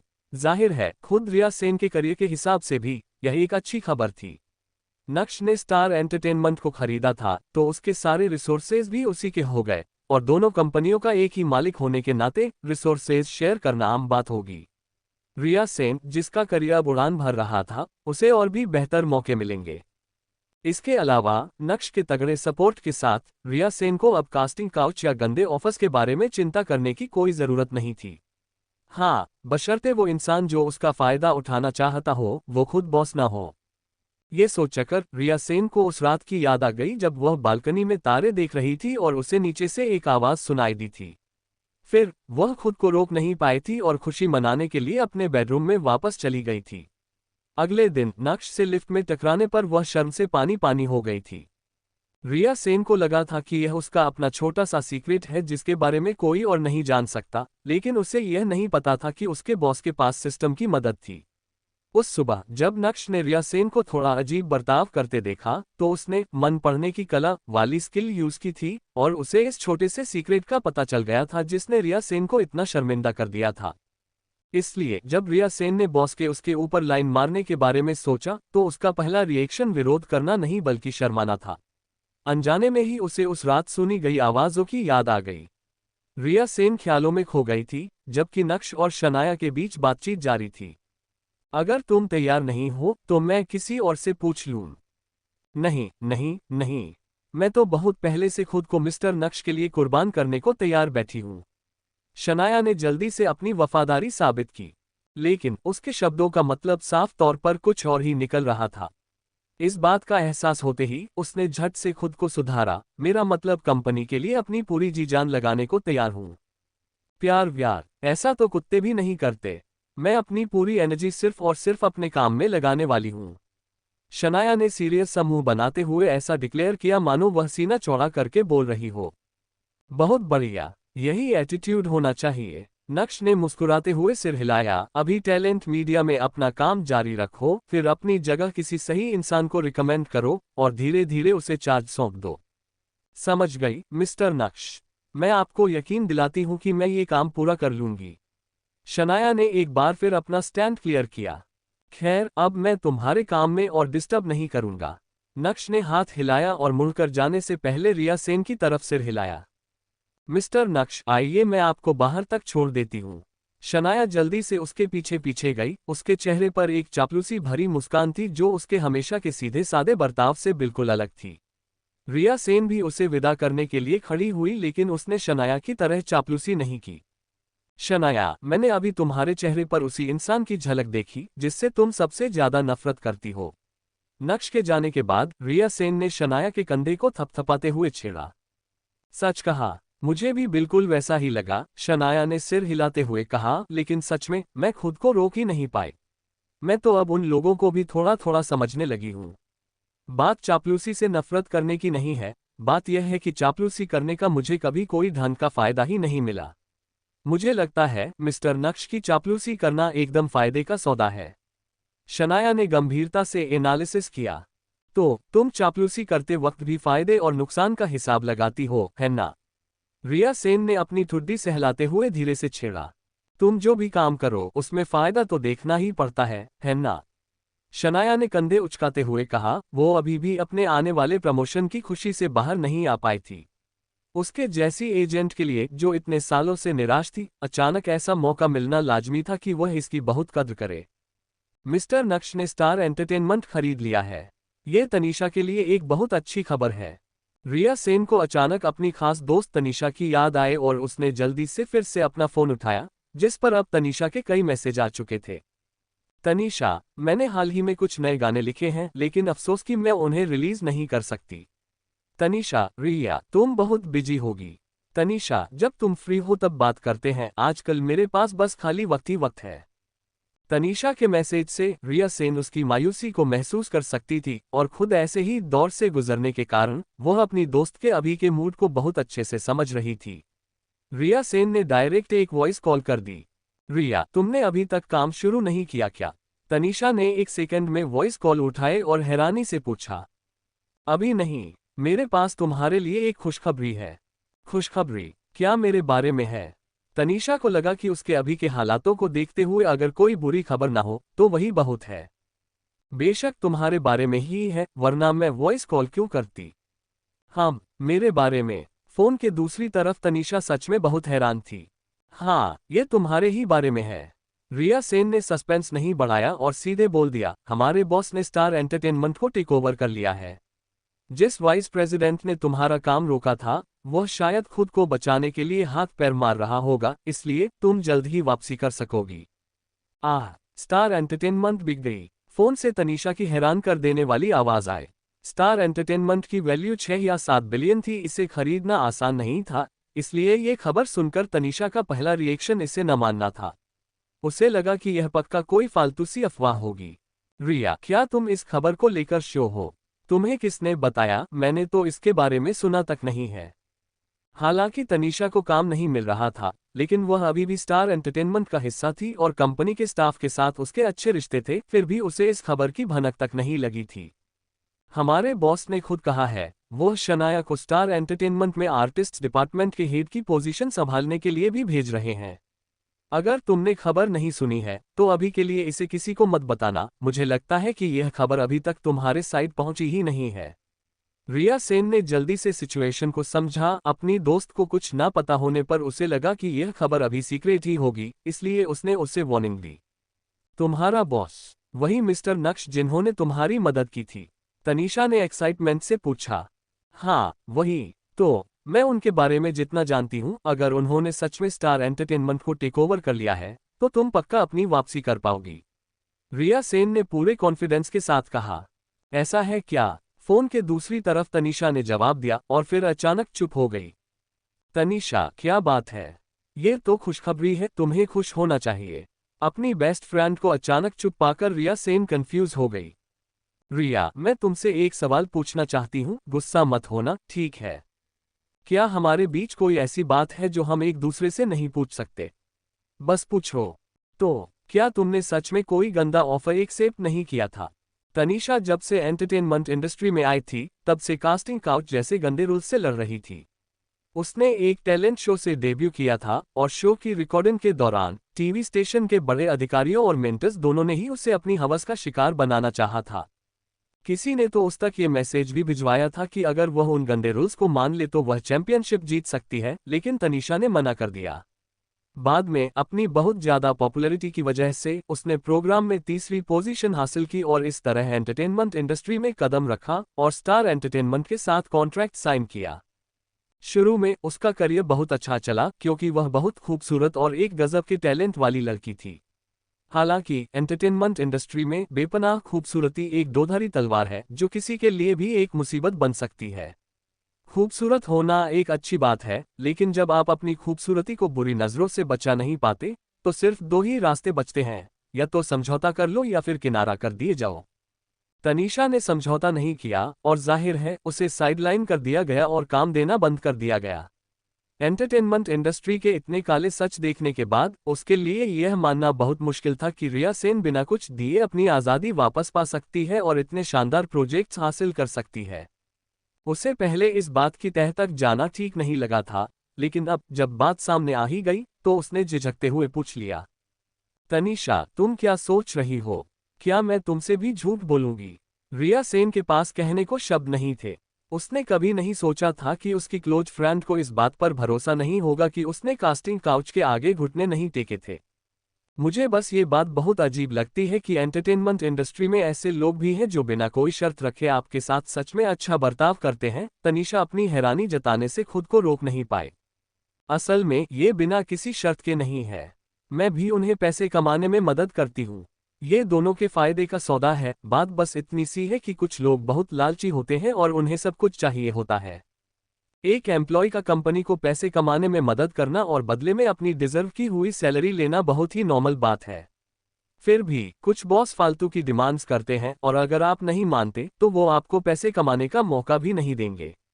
अगर हर कोई इन फालतू डिमांड्स को मना कर दे तो ये तथाकथित गंदे रूल्स मौजूद ही नहीं होंगे। लेकिन अभी प्रॉब्लम यह है कि कुछ लोग न सिर्फ अपनी मर्जी से इन्हें मान लेते हैं बल्कि ऐसे मौकों की तलाश में भी रहते हैं जिससे जो लोग समझौता करने से मना करते हैं वो अजीब लगने लगते हैं। जब आप इस बारे में सोचते हैं तो ये काफी फनी लगता है, लेकिन ऐसी चीजें एंटरटेनमेंट इंडस्ट्री में बहुत नॉर्मल हो गई हैं। इतनी कि तनीषा को अब उन बॉसेस पर भरोसा ही नहीं रहा जो गंदी डिमांड्स नहीं करते थे। वो मिस्टर नक्श तो सच में बहुत कम मिलने वाले अच्छे लोगों में से एक लग रहे हैं। तनीषा ने अपनी राय दी। असल में उनके आसपास बहुत सी औरतें हैं, बस बात इतनी सी है कि वो कंपनी के अंदर कुछ नहीं करते। रिया सेन को नहीं पता था कि नक्श ने सच में कंपनी के अंदर अपनी हदें पार की थीं। आगे बढ़ने की चाह में श्वेता ने खुद को सौंप दिया था और सिस्टम ने उसे एक छोटी सी कठपुतली में बदल दिया था। ठीक है, फिर मैं बस यही दुआ करती हूँ कि वो स्टार एंटरटेनमेंट में भी अपना यही अंदाज बनाए रखें। हालांकि उसका फ्यूचर अभी भी अंधेरे में था, तनीषा के मन में कम से कम उम्मीद की एक किरण तो जाग उठी थी। अगर मिस्टर नक्श सच में टैलेंट मीडिया वाला अपना अंदाज यहाँ भी बनाए रखते हैं तो वह सच में एक शानदार वापसी कर सकती है। वापसी के ख्याल से ही तनीषा का खून उबलने लगा था। जब वो गुमनाम थी तब उसने कई गाने लिखे थे जिन्हें वो वापसी करने के बाद रिलीज कर सकती थी। सूरत के एक अपार्टमेंट में रिया सेन से अपनी कॉल खत्म करने के बाद तनीषा अपने हाल ही में लिखे गानों को अरेंज करने के लिए धड़-धड़ करती हुई अपने स्टूडियो की ओर भागी। कुछ ही देर बाद एक औरत ने अपार्टमेंट का दरवाजा खोला। वो उसकी यूनिवर्सिटी की रूममेट और राजदार होने के साथ साथ उसकी एजेंट पल्लवी थी। तनीषा के कंपटीशन के दिनों में पल्लवी उसके फैन क्लब को मैनेज करने, मेकअप संभालने, स्टाइलिंग के लिए कपड़े उधार लेने और बाकी छोटे मोटे कामों में बिजी रहती थी। बाद में वह तनीषा की एजेंट बन गई और दोनों ने एक साथ स्टार एंटरटेनमेंट में एंट्री ली थी। तनीषा को साइडलाइन किए जाने के बाद उसकी एजेंट पल्लवी के पास बहुत कम काम रह गया था। हाल ही में बड़े अधिकारियों से तनीषा को एक मौका देने की मिन्नतें करने के अलावा वह चोरी छिपे दूसरी म्यूजिक कंपनियों से भी बातचीत कर रही थी कि क्या कोई तनीषा का कॉन्ट्रैक्ट तोड़ने के लिए भारी पेनल्टी भरने को तैयार है। कई दिनों की भागदौड़ के बाद भी कोई रिजल्ट नहीं निकला था। यह अपार्टमेंट पल्लवी और तनीषा ने मिलकर रेंट पर लिया था। जब वह वापस आई तो पल्लवी सोफे पर धड़ाम से गिर गई और आधी बोतल पानी गटकने के बाद उसने स्टूडियो में बिजी तनीषा से शिकायत की, वो घटिया एग्जीक्यूटिव्स कपड़े तो बहुत शानदार पहनते हैं लेकिन करते सबसे घिनौने काम हैं। लानत है उन पर, आज तो उन्होंने मुझसे ये तक पूछ लिया कि टर्मिनेशन फीस भरने के बाद क्या हम दोनों उनके साथ रात गुजारेंगे। उन्हें एक से सब्र नहीं है, वो सच में हम दोनों को चाहते हैं। मेरा तो मन कर रहा था कि उनके मुंह पर गरम कॉफी फेंक दूं। तनीषा, तुम मेरी बात सुन भी रही हो? जब काफी देर तक इंतजार करने के बाद स्टूडियो से कोई जवाब नहीं आया, तो पल्लवी सोफे से उठकर तनीषा के स्टूडियो की तरफ बढ़ते हुए बोलने लगी। कमरे के अंदर जाने पर उसने अपनी बेस्ट फ्रेंड को उसके पहले लिखे हुए म्यूजिक को ध्यान से अरेंज करते हुए पाया। तनीषा, इतनी मेहनत करने की कोई जरूरत नहीं है। तुम्हारा कॉन्ट्रैक्ट अभी भी कई सालों तक तुम्हें बांधे रखेगा। पल्लवी ने निराशा से आह भरते हुए कहा। स्टार एंटरटेनमेंट बिक गई है। अगर मेरी किस्मत अच्छी रही तो मैं शायद जल्द ही वापसी कर सकूंगी। अपनी दोस्त की आवाज सुनकर तनीषा एक्साइटमेंट से पीछे घूमी और बोली, क्या स्टार एंटरटेनमेंट बिक गई है? ये नामुमकिन है। पल्लवी पहले तो सदमे में आ गई, फिर उसने विश्वास न होने पर अपना सिर हिलाया। इतनी बड़ी डील और मैंने इसकी भनक तक नहीं सुनी। तुम्हें यह इन्फॉर्मेशन कहाँ से मिली? रिया ने मुझे बताया, लेकिन ये खबर अभी तक बाहर नहीं आई है, इसलिए हमें इसे किसी को नहीं बताना है। रिया सेन, टैलेंट मीडिया के किसी इंसान को हमारी स्टार एंटरटेनमेंट की अंदर की बात कैसे पता होगी? जब पल्लवी को इस खबर के सोर्स के बारे में पता चला तो उसे लगा कि यह खबर और भी ज्यादा झूठी है, क्योंकि जिसने स्टार एंटरटेनमेंट को खरीदा है वह टैलेंट मीडिया का मालिक है। तनीषा को अभी भी रिया सेन पर काफी भरोसा था। उसे लगता था कि रिया उसे बिना सिर पैर की अफवाहों से धोखा नहीं देगी, और न ही उसे ऐसा करने की कोई जरूरत थी। टैलेंट मीडिया के मिस्टर नक्श, मैंने सुना है कि वो फैसले लेने में बहुत सख्त हैं। टैलेंट मीडिया को संभालने के बाद उन्होंने बड़े बदलाव किए हैं। सुना है कि डायरेक्टर शर्मा ने भी अपना कॉन्ट्रैक्ट रिन्यू नहीं किया है। भले ही नक्श अक्सर पर्दे के पीछे रहकर काम करता था, लेकिन टैलेंट मीडिया का मालिक होने के नाते इंडस्ट्री में उसका एक खास रुतबा था। हालांकि ज्यादातर लोगों ने सिर्फ उसका नाम सुना था और उससे कभी मिले नहीं थे। हाँ, वही मिस्टर नक्श। तनीषा ने सिर हिलाया। अगर यह खबर सच है तो हमारा मौका सच में आ गया है। थकी हुई पल्लवी के चेहरे पर भी अब एक उम्मीद की चमक आ गई थी। तभी अचानक उसका सेलफोन बज उठा। यह आर्टिस्ट्स डिपार्टमेंट के तीसरे ग्रुप की हेड का कॉल था, जहां वह काम करती थी। पल्लवी, तुम सूरत में हो? तुरंत कंपनी आ जाओ, एक बहुत ही इंपॉर्टेंट मीटिंग है। कॉल उठते ही दूसरी तरफ से सीधे काम की बात कही गई। अभी कंपनी आऊं? हाँ, बिल्कुल अभी, दूसरी तरफ से सख्त आवाज में आदेश आया। ठीक है, पल्लवी ने हामी भरते हुए फोन काट दिया। जिस तरह से सुनीता दी बात कर रही थी, लगता है कंपनी में सच में कुछ बहुत बड़ा हुआ है। शायद रिया सेन की बात सच है। हालांकि पल्लवी को पहले थोड़ा शक था, लेकिन अब उसे तनीषा की बातों पर ज्यादा यकीन हो रहा था। अपनी थकान के बावजूद उसके अंदर अचानक एक नई एनर्जी आ गई थी। राजकोट सैटेलाइट टीवी, नक्श वापस कंटेस्टेंट्स के लाउंज में आ गया। आखिरकार यह 520 स्पेशल शो था। मासूम कली को भी एक बार देखना तो बनता था। हालांकि सभी कंटेस्टेंट्स एक कॉमन लाउंज में थे, जहां काफी भीड़ थी। टीवी शो की रिकॉर्डिंग में हिस्सा लेने वाले कंटेस्टेंट्स के अलावा वहां उनके असिस्टेंट्स भी मौजूद थे। इस समय जिन्हें असिस्टेंट कहा जा रहा था, वे असल में असली असिस्टेंट नहीं थे। उनमें से ज्यादातर कंटेस्टेंट्स के दोस्त या परिवार वाले थे। ऐसा नहीं था कि कंटेस्टेंट्स असिस्टेंट अफोर्ड नहीं कर सकते थे, बात बस इतनी थी कि वे सभी नए थे, और किसी प्रोग्राम की रिकॉर्डिंग के लिए सीधे अपना असिस्टेंट लेकर आना थोड़ा दिखावटी लगता। इसलिए कंटेस्टेंट्स के साथ आए लोग या तो उनके रिश्तेदार थे या फिर दोस्त और क्लासमेट्स। आज मासूम कली महक की मां कविता भी उसके साथ शो की रिकॉर्डिंग के लिए आई थी। आर्ट्स ट्रूप की सिंगर होने के नाते वह खुद भी एक सेलिब्रिटी जैसी ही थी। उसे टीवी शो की रिकॉर्डिंग के प्रोसेस की अच्छी समझ थी, इसलिए वह अपनी बेटी की काफी मदद कर सकती थी। कविता, तुम भी यहाँ हो? नक्श को उम्मीद नहीं थी कि वह यहाँ कविता से मिलेगा। उसने मुस्कुराते हुए उसका स्वागत किया। मिस्टर नक्श, आप इतने बिजी रहते हैं, फिर भी आपने महक से मिलने के लिए समय निकाल लिया। अगर महक अच्छे रिजल्ट नहीं ला पाई तो यह आपकी उम्मीदों को तोड़ने जैसा होगा।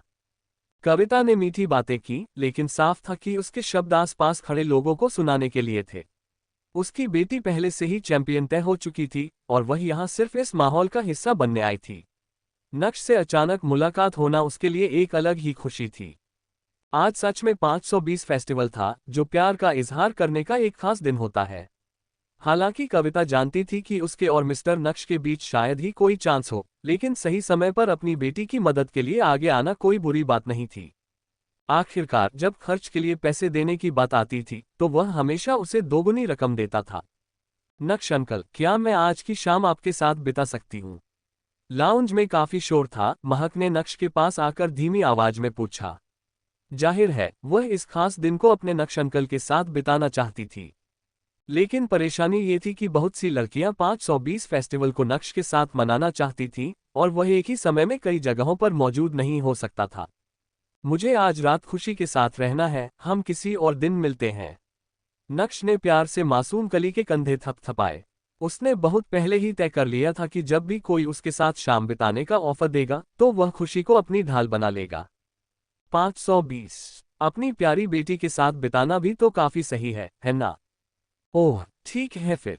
भले ही मासूम कली थोड़ी निराश थी, लेकिन वह खुशी से मुकाबला करने की हिम्मत कभी नहीं कर सकती थी। अगर कोई और औरत होती तो वह पक्का टक्कर लेती, लेकिन खुशी मिस्टर नक्श की जान थी, जिसकी जगह कोई नहीं ले सकता था। इस बात का एहसास मासूम कली को अच्छे से था। शो की रिकॉर्डिंग पर ध्यान दो और अच्छा परफॉर्म करो। नक्श ने फिर से मासूम कली के कंधे थपथपाए। हालांकि महक पहले से तय चैंपियन थी, लेकिन उसका जीतना फर्जी नहीं लगना चाहिए था। अगर उसकी परफॉर्मेंस में दम होगा तो जीत और भी ज्यादा असली लगेगी। मैं अपनी पूरी कोशिश करूंगी। महक ने जोर से सिर हिलाया। असल में उस पर बहुत प्रेशर था, क्योंकि बाकी कंटेस्टेंट्स बहुत स्ट्रॉन्ग थे, प्रोफेशनली ट्रेन थे और उनमें एक ही कंपनी के साइंड आर्टिस्ट भी शामिल थे। इसलिए महक हाल ही में अपनी क्लास के अलावा सिंगिंग और डांसिंग पर पूरा फोकस कर रही थी। खुशकिस्मती से महक को अपनी मां से सिंगिंग का टैलेंट मिला था। भले ही उसने कोई फॉर्मल ट्रेनिंग नहीं ली थी, लेकिन उसकी आवाज बाकी कंटेस्टेंट्स में सबसे बेहतरीन थी। अपनी खूबसूरत लुक्स के साथ वह पिछली रिकॉर्डिंग्स में पब्लिक वोट्स के मामले में लगातार टॉप 3 में बनी हुई थी। तो अब उसे बस इसी परफॉर्मेंस को बरकरार रखना था और फिर उसे चैंपियन का ताज पहनाना बिल्कुल सही साबित होता। मासूम कली से थोड़ी देर बात करने के बाद नक्श ने कंपनी के बाकी नए लोगों से भी मुलाकात की। उसे हैरानी तब हुई जब इनाया, जिसका डेब्यू भी ग्रुप में होना तय था, उसने छुपके से उसे 520 का एक गिफ्ट दे दिया। गिफ्ट कोई बहुत महंगा नहीं था, बस एक मेंस सूट का लेपल पिन था। इस तरह की छोटी एक्सेसरी आमतौर पर ज्यादा ध्यान नहीं खींचती, लेकिन एक सही एक्सेसरी किसी इंसान के टेस्ट और स्टेटस को जरूर बढ़ा सकती है। ये लड़की काफी समझदार थी। चूंकि कॉमन लाउंज में बहुत भीड़ थी, इसलिए नक्श और मासूम कली खुलकर बात नहीं कर सकते थे। सबसे मिलने के बाद नक्श वहां से निकल गया। मिस्टर नक्श, मैं आपको बाहर तक छोड़ देती हूँ। कविता नक्श के पीछे पीछे आ गई। उसने काफी समय से मिस्टर नक्श को नहीं देखा था और वह इस मौके का फायदा उठाकर उनसे थोड़ी और बात करना चाहती थी। नक्श को भी कविता के साथ बातचीत करने में कोई परेशानी नहीं थी। लाउंज से बाहर निकलने के बाद दोनों ने बातें करना शुरू कर दिया।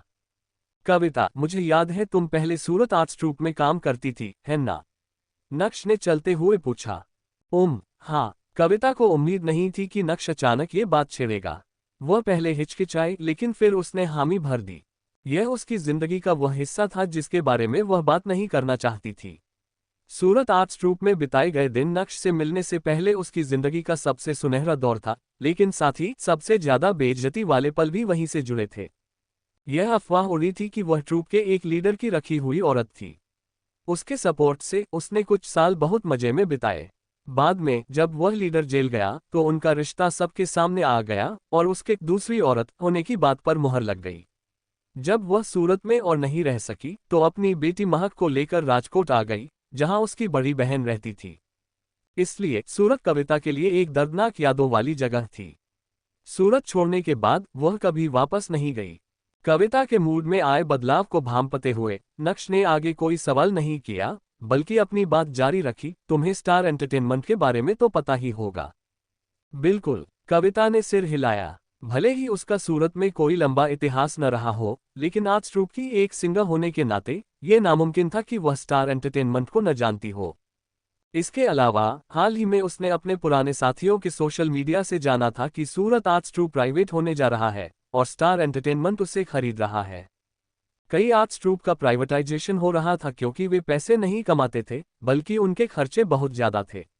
जब इकोनॉमी अच्छी थी तब तो कोई बात नहीं थी, लेकिन अब लोकल सरकारें कॉस्ट कटिंग कर रही थीं, जिससे ये ट्रूप्स उनके लिए एक बोझ बन गए थे। इसलिए अब या तो उन्हें बंद किया जा रहा था या फिर खरीदा जा रहा था। बिक जाना फिर भी थोड़ा बेहतर था, क्योंकि इससे ट्रूप के लोगों की रोजी रोटी तो चलती रहती। कविता ने जो खबर देखी थी वह सूरत आर्ट्स ट्रूप को स्टार एंटरटेनमेंट द्वारा खरीदे जाने के बारे में थी। मैंने स्टार एंटरटेनमेंट को खरीद लिया है और अभी हमें वहां लोगों की सख्त जरूरत है। अगर तुम्हारा मन हो तो तुम स्टार एंटरटेनमेंट में कोई पोजीशन ले सकती हो। अभी नक्श के पास सच में भरोसेमंद लोगों की कमी थी और उसे पूरा यकीन था कि कविता अपनी बेहतरीन बिजनेस स्किल्स के साथ उसकी बहुत मदद कर सकती है। किसी बाहर वाले को रखने से बेहतर था कि वह इस खूबसूरत सास को काम पर रखे। क्या आपने स्टार एंटरटेनमेंट खरीद लिया? कविता के कदम वहीं रुक गए। वह सदमे में नक्श को देख रही थी। भले ही वह जानती थी कि नक्श बहुत अमीर है और टैलेंट मीडिया का मालिक है, लेकिन स्टार एंटरटेनमेंट जैसी इतनी बड़ी म्यूजिक कंपनी को इस तरह यूं ही खरीद लेना किसी झटके से कम नहीं था। खासकर जिस कैजुअल तरीके से नक्श ने यह बात कही थी, ऐसा लग रहा था मानो वह सब्जी मंडी से सब्जी खरीद कर लाया हो, न कि कई करोड़ की कंपनी। टैलेंट मीडिया का मेन फोकस फिल्म और टीवी प्रोडक्शन पर है।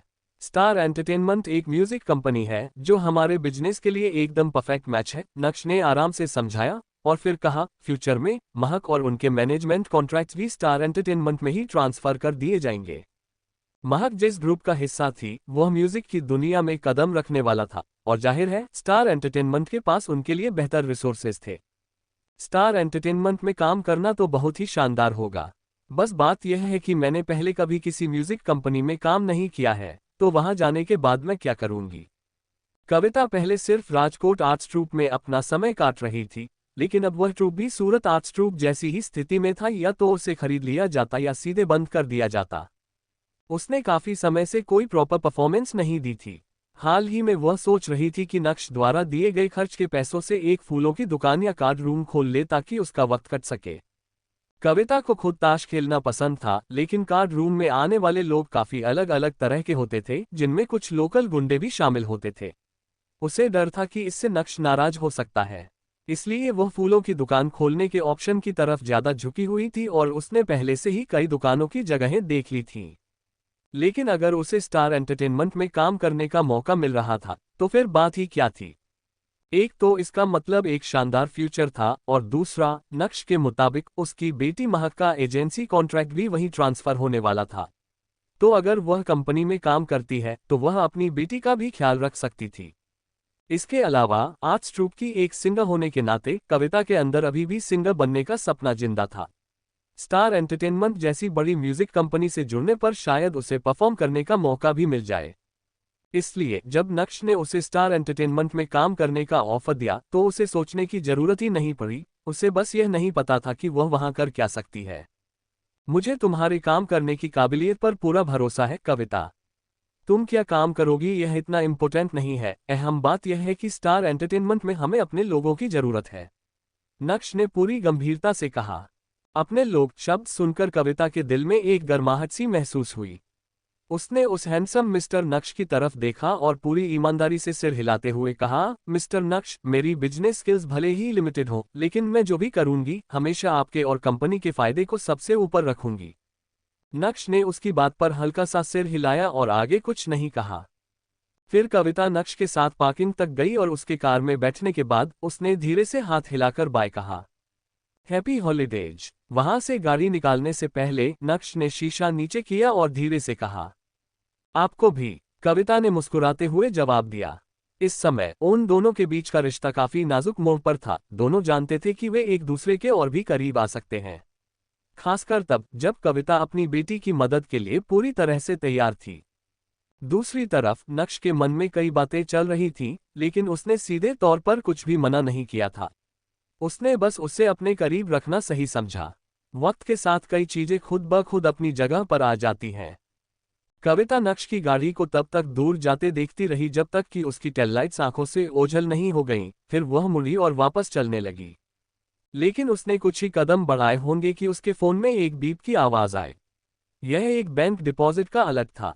रकम पूरे 10 लाख थी। साथ में एक मैसेज भी था, हैप्पी 520 हॉलिडे।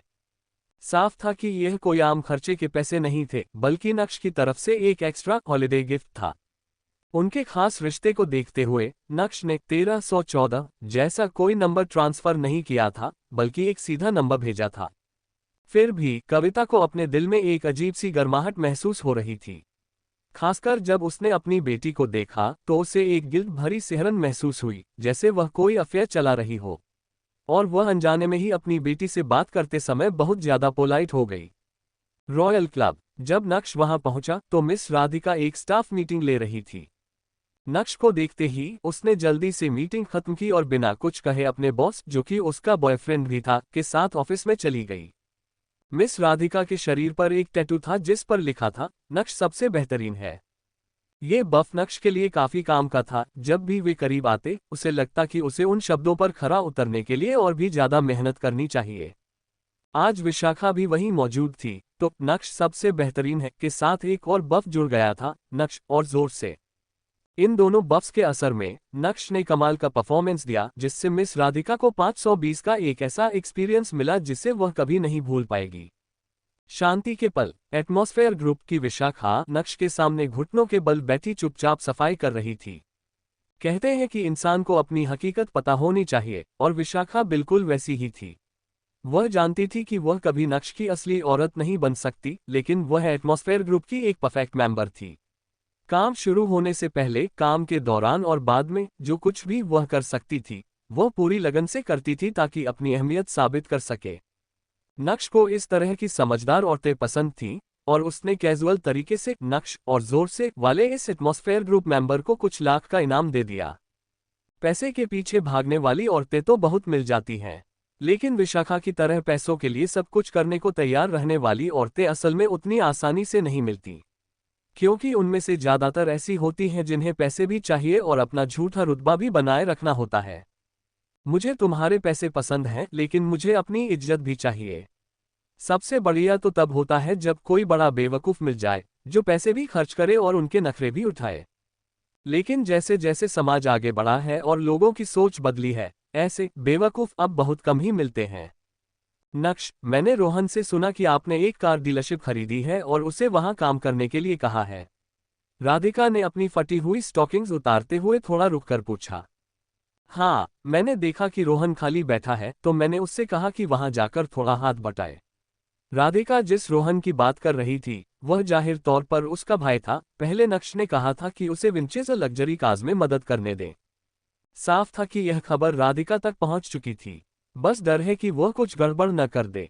राधिका अपने भाई को अच्छे से जानती थी, उसने इतने सालों में कई मुसीबतें खड़ी की थीं, लेकिन किसी भी काम में उसे कामयाबी नहीं मिली थी।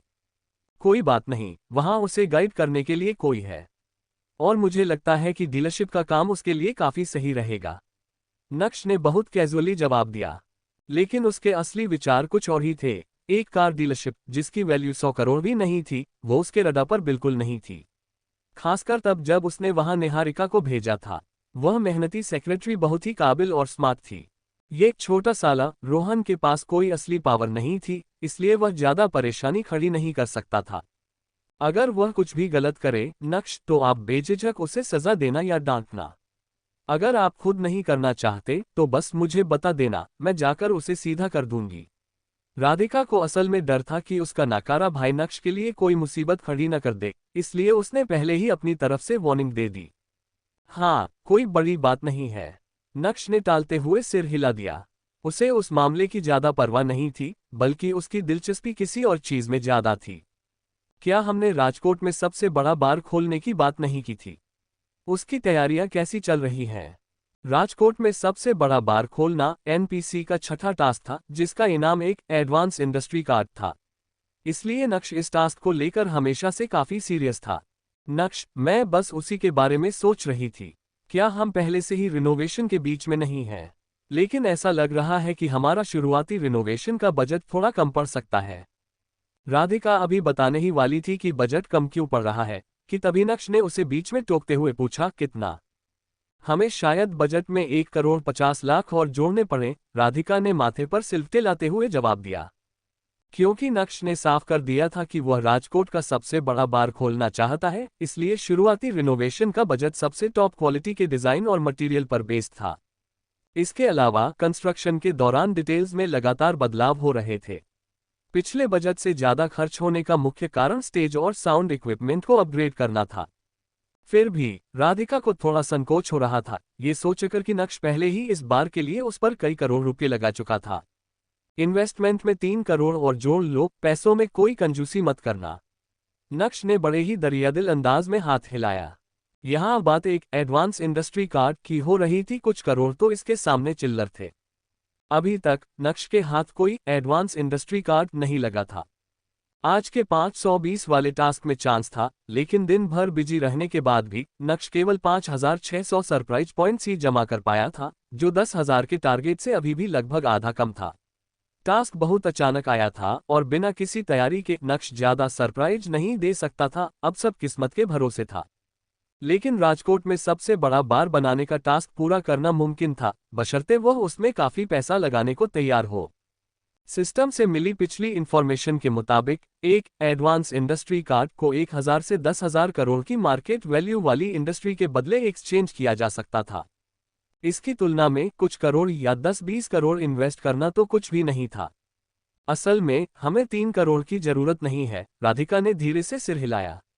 एक्स्ट्रा इन्वेस्टमेंट मांगने में उससे पहले ही बहुत झिझक हो रही थी। आखिरकार वह शुरू से ही इस प्रोजेक्ट को मैनेज कर रही थी और शुरुआती इन्वेस्टमेंट ही उसकी नज़रों में एक बहुत बड़ी रकम थी, इसलिए वह खर्चों को कंट्रोल करने की पूरी कोशिश कर रही थी। वह केवल 1 करोड़ 50 लाख और मांगना चाहती थी, लेकिन नक्श ने हाथ हिलाकर सीधे 3 करोड़ ऑफर कर दिए। अभी आगे और भी कई खर्चे आने वाले हैं, हम एक काम करते हैं, मैं सीधे तुम्हें 5 करोड़ ट्रांसफर कर देता हूँ। नक्श ने खुद कभी इतने बड़े प्रोजेक्ट को मैनेज नहीं किया था, लेकिन जब उसने अपना हॉटपॉट रेस्टोरेंट खोला था तो बजट से बाहर जाना एक आम बात थी। उदाहरण के लिए अगर रिनोवेशन का बजट 30 लाख था तो वह 40 से 50 लाख तक पहुंच जाता था।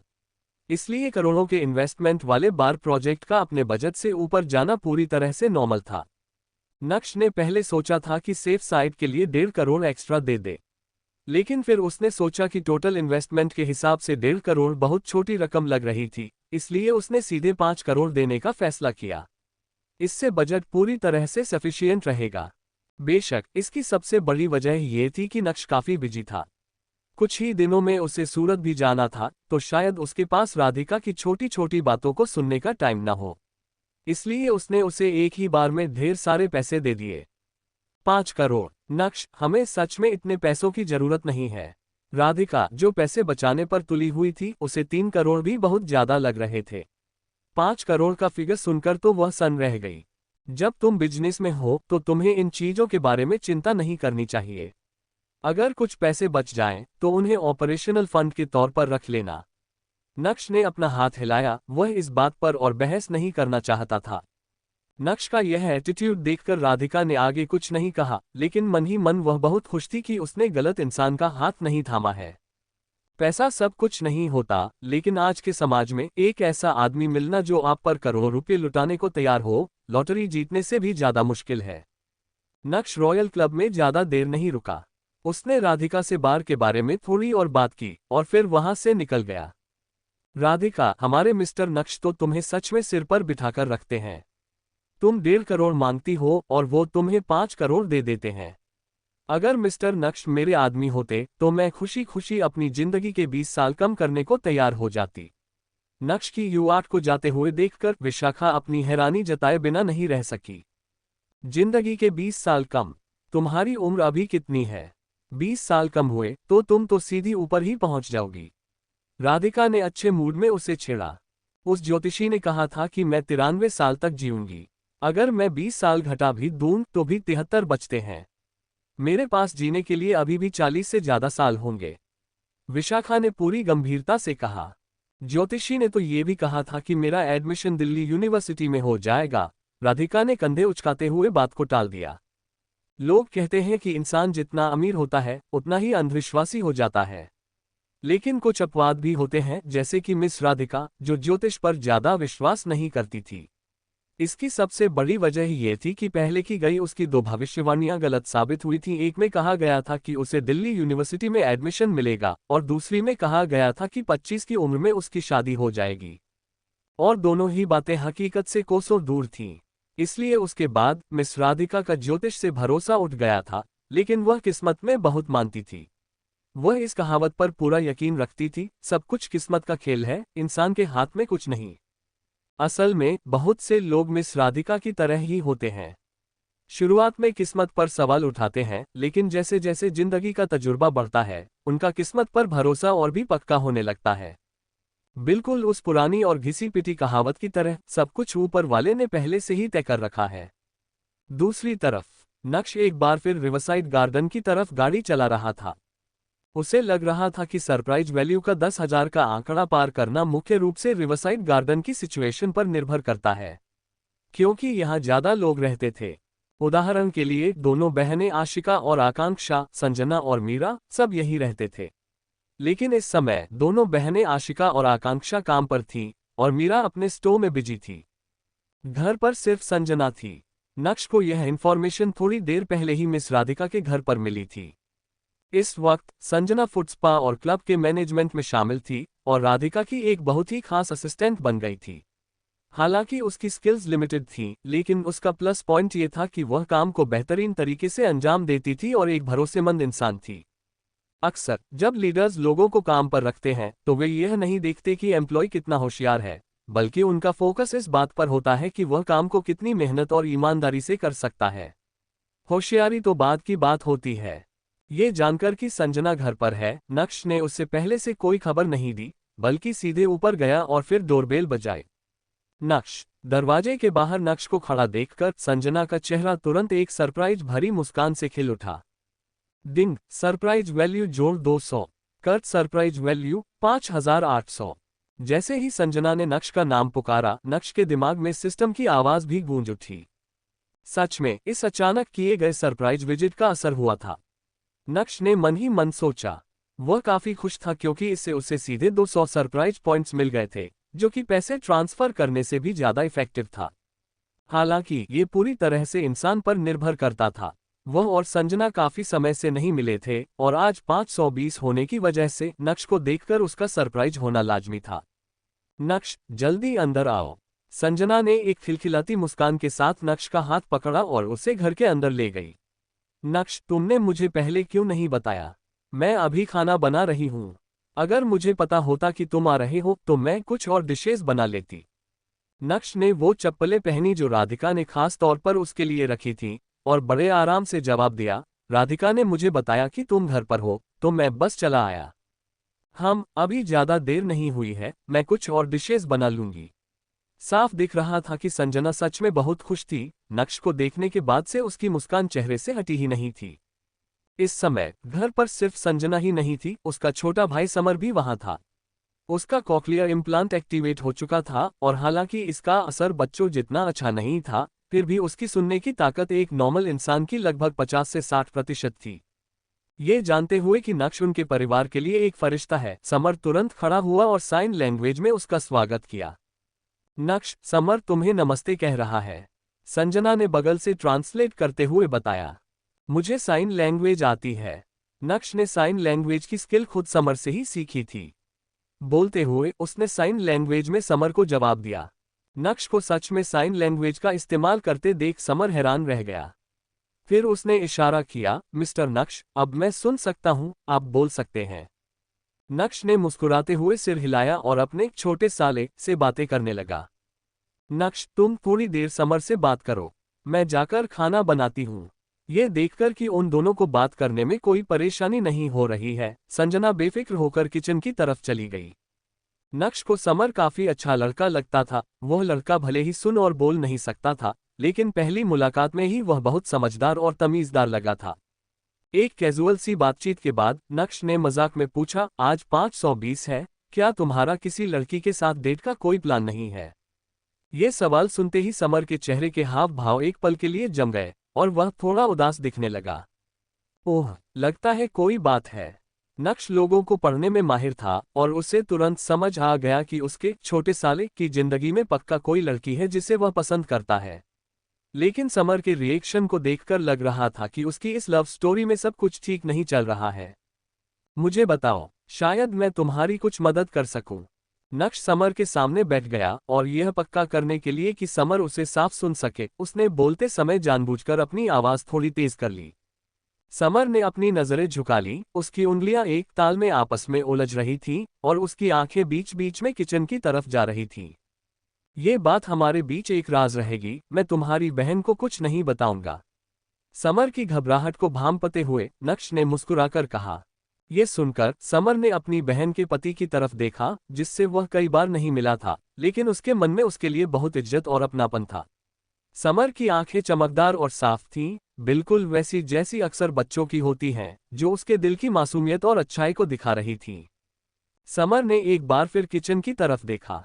घर इतना बड़ा था कि किचन में खड़ी उसकी बहन उन्हें बिल्कुल नहीं देख सकती थी। फिर उसने साइन लैंग्वेज के जरिए नक्श को अपनी कहानी बतानी शुरू की और अपने दिल का हाल बयां किया। बात यह थी कि समर की मुलाकात एक स्पेशल स्किल्स ट्रेनिंग क्लास में एक लड़की से हुई थी। वह उसकी टीचर थी और वह सिलाई सिखाती थी। दिव्यांग लोगों को रोजगार और सर्वाइवल में मदद करने के लिए सरकार न केवल कुछ पॉलिसी बेनिफिट्स देती थी, बल्कि उन्हें स्किल्स सिखाने के लिए कुछ पब्लिक वेलफेयर ट्रेनिंग क्लासेस भी चलाती थी। समर जिस ट्रेनिंग क्लास में जाता था, वह भी इन्हीं फ्री पब्लिक वेलफेयर क्लासेस में से एक थी। वहां के टीचर्स कम्युनिटी से आए वॉलंटियर्स थे जो बिना किसी फीस के पढ़ाते थे। वह सिलाई टीचर असल में एक फैशन डिजाइनर थी, जो अपने रेगुलर काम के बाद समर और बाकियों को पढ़ाने के लिए समय निकालती थी। लड़की को समर पसंद आ गया था और वक्त के साथ दोनों एक दूसरे को डेट करने लगे। लेकिन 520 से ठीक पहले लड़की के माता पिता को समर के बारे में पता चल गया। जाहिर है, वे नहीं चाहते थे कि उनकी बेटी किसी दिव्यांग इंसान से शादी करे। इसलिए उन्होंने ट्रेनिंग क्लास के दरवाजे पर समर को घेर लिया और उसे खूब खरी खोटी सुनाई, ऐसी बातें कहीं जो किसी को भी चुभ जाए। उन्होंने तो यहाँ तक कह दिया कि वह उनकी बेटी से तभी शादी कर सकता है जब वह 50 लाख का दहेज दे सके। डिंग, 520 के मौके पर एक रैंडम मिशन ट्रिगर हुआ है। सच्चा प्यार शादी के मुकाम तक पहुंचता है। मिशन डिटेल: समर और विनीता की शादी करवाएं। मिशन का इनाम: एक junior industry card, 5 attribute points. जैसे ही समर ने अपनी कहानी खत्म की, सिस्टम की आवाज फिर से गूंज उठी। नक्श समर की साइन लैंग्वेज पर बहुत ध्यान दे रहा था, लेकिन सिस्टम की आवाज सुनकर उसने हल्की सी हैरानी में अपनी एक भौं ऊपर उठाए। उसे इस खास दिन पर ऐसे अनचाहे फायदे की उम्मीद नहीं थी। एक जूनियर इंडस्ट्री कार्ड का मतलब था करोड़ों की कमाई। तुम्हारी गर्लफ्रेंड का इस बारे में क्या सोचना है? समर की पूरी बात सुनने के बाद नक्श ने पूछा। असल में ऐसे मामलों में सब कुछ समर की गर्लफ्रेंड के एटीट्यूड पर निर्भर करता था। अगर उसे भी सिर्फ यही लगता था कि समर हैंडसम है और वह बस टाइम पास कर रही थी, तो नक्श सिर्फ एक मिशन पूरा करने के लिए इस शादी को प्रमोट नहीं करता। इसके उलट, अगर विनीता सच में सीरियस थी, तो नक्श को बीच बचाव करने में कोई परेशानी नहीं थी। जहां तक विनीता के माता पिता से निपटने की बात थी, वह तो बहुत ही आसान काम था। समर की बातों से तो यही लग रहा था कि वे लोग सिर्फ पैसों के लालची हैं, और ऐसी परेशानी को सुलझाना नक्श के लिए बाएं हाथ का खेल था। इसके अलावा, अगर लड़की के माता पिता के नजरिए से देखें, तो अपनी बेटी को समर जैसे दिव्यांग इंसान को डेट करने से रोकना एक तरह से समझा जा सकता था। आखिरकार कोई भी माता पिता नहीं चाहेंगे कि उनकी बेटी की शादी किसी ऐसे इंसान से हो जो पूरी तरह से नॉर्मल ना हो। नक्श का सवाल सुनने के बाद समर थोड़ा हिचकिचाया और फिर उसने अपना फोन नक्श की तरफ बढ़ा दिया। ये वही हुआवेई मेट X5 था जो नक्श ने उसे गिफ्ट किया था। अपने कॉक्लियर इम्प्लांट के नॉर्मल तरीके से काम करने की वजह से समर फोन पर कॉल करने के अलावा दूसरों के साथ कम्युनिकेट करने के लिए फोन का इस्तेमाल कर सकता था। स्क्रीन पर समर और उसकी गर्लफ्रेंड विनीता के बीच की चैट खुली हुई थी। वे दिन भर बात करते रहे थे और आधी रात को विनीता ने समर को 520 के लिए एक गिफ्ट भी भेजा था। उनकी बातचीत से साफ लग रहा था कि विनीता भी काफी लाचार महसूस कर रही है, और उसने लिखा था कि वह अपने माता पिता को मनाने की पूरी कोशिश करेगी। क्या तुम श्योर हो कि तुम उसी से शादी करना चाहते हो? फोन वापस देते हुए नक्श ने पूछा। समर ने बिना किसी झिझक के सिर हिलाया। उसके चेहरे पर एक बहुत बड़े फैसले की गंभीरता साफ झलक रही थी। ठीक है, यह मामला मुझ पर छोड़ दो, हम थोड़ी देर में सबसे पहले तुम्हारी बहन को ये बात बताएंगे। जब तक समर और विनीता अपने फैसले पर डटे हुए थे, तब तक यह मामला संभाला जा सकता था। लेकिन जैसे ही समर ने सुना कि उन्हें उसकी बहन को बताना होगा, उसके चेहरे पर एक हिचकिचाहट छा गई। क्योंकि उनकी मां लंबे समय से बिस्तर पर थी, इसलिए ये दोनों भाई बहन एक दूसरे का ही सहारा थे। भले ही संजना बड़ी बहन थी, लेकिन उसने एक मां की जिम्मेदारियां भी निभाई थीं। इसी वजह से समर अपनी लव लाइफ के बारे में उससे बात करने में कतराता था, बिल्कुल वैसे ही जैसे एक मिडिल स्कूल का बच्चा अपने माता पिता को अपने रिलेशनशिप के बारे में बताने से डरता है। चिंता मत करो, मैं तुम्हारी बहन से बात करूंगा। नक्श ने मुस्कुराते हुए समर का कंधा थपथपाया। उसे अपने छोटे साले का ये भोलापन बहुत प्यारा लगा। दोनों ने थोड़ी देर और बात की। जल्द ही डाइनिंग टेबल पर खाना सज गया। संजना ने अपना एप्रन उतारा और खुशी खुशी नक्श और अपने भाई को खाना खाने के लिए डाइनिंग रूम में बुलाया। संजना, मुझे तुमसे कुछ कहना है। हम, नक्श, बोलो। संजना ने सिर हिलाते हुए नक्श को विंटर मेलन और पोर्क रिब सूप का एक बाउल परोसा। पास बैठा समर घबराहट में अपने कपड़ों का कोना मरोड़ रहा था और बीच बीच में अपनी बहन की तरफ तिरछी नजरों से देख रहा था। उनके घर के हालातों को देखते हुए वह काफी समझदार था, लेकिन फिर भी अपनी बहन से थोड़ा डरता था। समर की एक गर्लफ्रेंड है। नक्श ने बातों को घुमाने के बजाय सीधे मुद्दे की बात कह दी। हम, संजना, जो सूप का दूसरा बाउल परोसने वाली थी, उसके हाथ से करछूल लगभग गिर ही गई थी। समर, तुम्हारी गर्लफ्रेंड है? ये सब कब हुआ? संजना ने करछूल नीचे रख दी और बहुत गंभीरता से अपने भाई की तरफ देखा। संजना, मुझे लगता है यह एक खुशखबरी है। समर अब 25 साल का हो गया है, तुम ये तो नहीं चाहोगी कि वह जिंदगी भर सिंगल ही रहे। नक्श ने अपनी बात जारी रखी और फिर संजना को अपनी आंखों से इशारा किया, मानो कह रहा हो कि थोड़ा आराम से बात करो।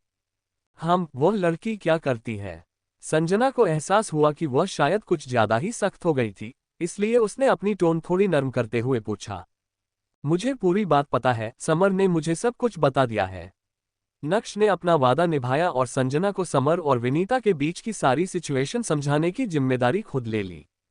पूरी बात सुनने के बाद संजना के माथे पर सिलवटें आ गईं और उसने अपने भाई से कहा, अगर उसके माता पिता इसके इतने खिलाफ हैं, तो तुम दोनों का एक साथ रहना बहुत मुश्किल होगा। समर ने चुपचाप अपना सिर झुका लिया। संजना, अगर तुम्हें कोई ऐतराज ना हो तो मैं इस मामले को संभाल लूंगा। नक्श ने फिर से बातचीत की कमान अपने हाथ में ले ली। यह है। संजना ने कुछ असमंजस में नक्श की तरफ देखा। एक बहन होने के नाते ये नामुमकिन था कि उसने अपने भाई के फ्यूचर और उसके लाइफ पार्टनर के बारे में न सोचा हो। लेकिन उसके भाई की जो हालत थी और घर पर उनकी बीमार माँ, इन सब बातों को जानकर ज्यादातर लड़कियां पीछे हट जाती। कोई भी जानबूझकर आग में कूदना नहीं चाहता। इसलिए ये सुनकर कि उसके भाई की एक गर्लफ्रेंड है, वह हैरान तो थी, लेकिन साथ ही उसके लिए बहुत खुश भी थी। हालांकि जब उसने लड़की के माता पिता के रवैये के बारे में सुना तो उसकी चिंता फिर से बढ़ने लगी। असल में संजना लड़की के माता पिता की बात समझ सकती थी, आखिरकार उसके अपने भाई की स्थिति भी तो वैसी ही थी। उसे इस बात का ज्यादा डर था कि अगर यह रिश्ता टूट गया तो उसके भाई का कॉन्फिडेंस पूरी तरह से टूट जाएगा। बचपन से ही ऐसे माहौल में पलने की वजह से समर पहले से ही काफी इनसिक्योर और सेंसिटिव हो गया था। लेकिन सच तो ये था कि संजना अपने भाई समर को पूरी तरह से समझ नहीं पाई थी। वह अंदर से बहुत ही मजबूत और हार न मानने वाला इंसान था। बस बात इतनी थी कि संजना इतने सालों से घर चलाने और पैसे कमाने में इतनी बिजी रही थी कि उसने कई बातों पर ध्यान ही नहीं दिया था। अगर तुम्हें कोई परेशानी ना हो तो यह मुझ पर छोड़ दो, संजना को काफी देर तक चुप देखकर नक्श ने फिर से कहा। नक्श, तुम जो कहोगे मैं मानूंगी। संजना ने सिर हिलाया और फिर कहा, लेकिन मैं सच में उस लड़की से मिलना चाहती हूँ। उसने अपने भाई समर की तरफ देखा, उसके साथ एक मीटिंग फिक्स करो। हम सीधे दोनों परिवारों के माता पिता की मीटिंग रखते हैं। नक्श ने फिर से बीच में बोलते हुए कहा कि सिर्फ विनीता से मिलने का कोई खास मतलब नहीं है, असली चुनौती तो उसके माता पिता को मनाना है। हाँ, ये ठीक रहेगा, संजना ने हामी भर दी। अगर नक्श वहां न होता तो जाहिर है संजना अपने तरीके से चीजों को हैंडल करती। लेकिन ये देखकर कि नक्श इस मामले की जिम्मेदारी लेने के लिए तैयार था, संजना ने सब कुछ उस पर छोड़ दिया। उसे पूरा यकीन था कि नक्श की बात मानने से कुछ भी गलत नहीं होगा। समर, अपना फोन मुझे दो। नक्श ने फिर समर की तरफ हाथ बढ़ाया। समर ने बिना सोचे तुरंत फोन उसे दे दिया। नक्श ने विनीता की चैट खोली और तेजी से टाइप किया, तुम्हारी नंद और जीजा तुम्हारे माता पिता से दहेज के बारे में बात करना चाहते हैं। आज रात 7 बजे क्राउन होटल 8वें फ्लोर का restaurant. Trends fashion design company. Vinita winter collection design करने में बिजी थी। उसने वहां 3 साल काम किया था, कंपनी में अपनी एक मजबूत जगह बना ली थी और डिजाइन डिपार्टमेंट की एक अहम मेंबर बन चुकी थी। पिछले 2-3 दिनों से उसका मूड बहुत खराब था क्योंकि उसके माता पिता उसके और समर के रिश्ते के सख्त खिलाफ थे। इसी बात को लेकर उसकी अपनी माँ से बहुत भयंकर बहस हुई थी और कल ही वह अपनी एक दोस्त के घर पर रुकी थी। विनीता एक बहुत ही स्ट्रॉन्ग पर्सनैलिटी वाली लड़की थी। शुरू में उसे समर इसलिए पसंद आया था क्योंकि वह दिखने में काफी अच्छा था, लेकिन जैसे जैसे वह उसे करीब से जानने लगी उसे एहसास हुआ कि वह सिर्फ हैंडसम ही नहीं है, बल्कि उसका नेचर बहुत अच्छा है। वह हर छोटी बात का ख्याल रखता है और अपने काम में बहुत लगनशील है। उसकी एकमात्र कमी शायद ये थी कि वह बोल नहीं सकता था। लेकिन विनीता, जो कॉलेज के दिनों से ही वॉलंटियरिंग कर रही थी, उसके लिए यह बात कोई मायने नहीं रखती थी, बल्कि वह इसे एक फायदे की तरह देखती थी क्योंकि इसका मतलब था कि उनके बीच कभी तीखी बहस नहीं होगी और वह अपनी बातों से हर झगड़े में आसानी से जीत सकती थी। तो यह तो एक फायदा ही था। हालांकि पिछले 3 महीनों से जब से वे एक दूसरे को डेट कर रहे थे, उसने जो भी सपने सजाए थे कि वह हर बहस में हावी रहेगी और समर बस मन महसूस कर रह जाएगा, ऐसा कभी कुछ हुआ ही नहीं। क्योंकि समर इमोशनली बहुत स्टेबल था और अपने हर काम को इतने ध्यान से करता था कि बहस की कोई गुंजाइश ही नहीं बचती थी। विनीता, क्या तुम काम के बाद 520 हॉलिडे अपने बॉयफ्रेंड के साथ मनाने जा रही हो? उसकी कलीग पायल अपनी कुर्सी खिसकाते हुए विनीता के पास आए और मुस्कुराते हुए पूछा। उसने अपना दिन भर का काम खत्म कर लिया था और अब शिफ्ट खत्म होने तक टाइम पास करने के लिए विनीता से गपशप करना चाहती थी। मुझे तो ओवरटाइम करना है। विनीता ने थोड़ी झुंझलाहट के साथ अपना सिर हिलाया। क्या तुम दोनों का झगड़ा हो गया? विनीता का हाव भाव देखकर पायल की उत्सुकता और बढ़ गई। वह सीधे बैठकर पूरी तरह से गॉसिप मोड में आ गई। मेरे माता पिता मुझे उससे मिलने नहीं दे रहे हैं। उन्होंने उसे बहुत बुरा भला भी कहा और लगता है उसने यह बात दिल पर ले ली है। आज उसने मुझे बाहर जाने के लिए पूछा तक नहीं। इस वक्त विनीता सच में समर के रिएक्शन से थोड़ी चिढ़ी हुई थी। उसके माता पिता से डांट खाने के बाद ऐसा लग रहा था जैसे वह पीछे हट रहा हो। हालांकि वे आज नॉर्मल तरीके से बात कर रहे थे, लेकिन समर ने डेट पर जाने की बात छेड़ने की हिम्मत नहीं की थी। मुझे पूरी बात बताओ। पायल ने पहले अपनी कुर्सी को वापस अपनी डेस्क की तरफ खिसकाया ताकि वह चिप्स का पैकेट उठा सके और फिर वापस विनीता के पास आ गई। कंपनी में उसकी और विनीता की बहुत अच्छी दोस्ती थी। वे अक्सर अपनी जिंदगी की परेशानियां शेयर करते थे और गपशप करते थे। मेरे माता पिता को समर इसलिए पसंद नहीं है क्योंकि वह सुन और बोल नहीं सकता। वो चाहते हैं कि समर 50 लाख का दहेज तैयार करे और कह रहे हैं कि बिना पैसों के वह मुझे डेट नहीं कर सकता। विनीता ने अपना मुंह सिकोड़ते हुए शिकायत की। मुझे लगता है समर 50 लाख की बात सुनकर डर गया है। उसने आज मुझे बाहर चलने के लिए भी नहीं पूछा। 50 लाख जाना तो बहुत नॉर्मल बात है।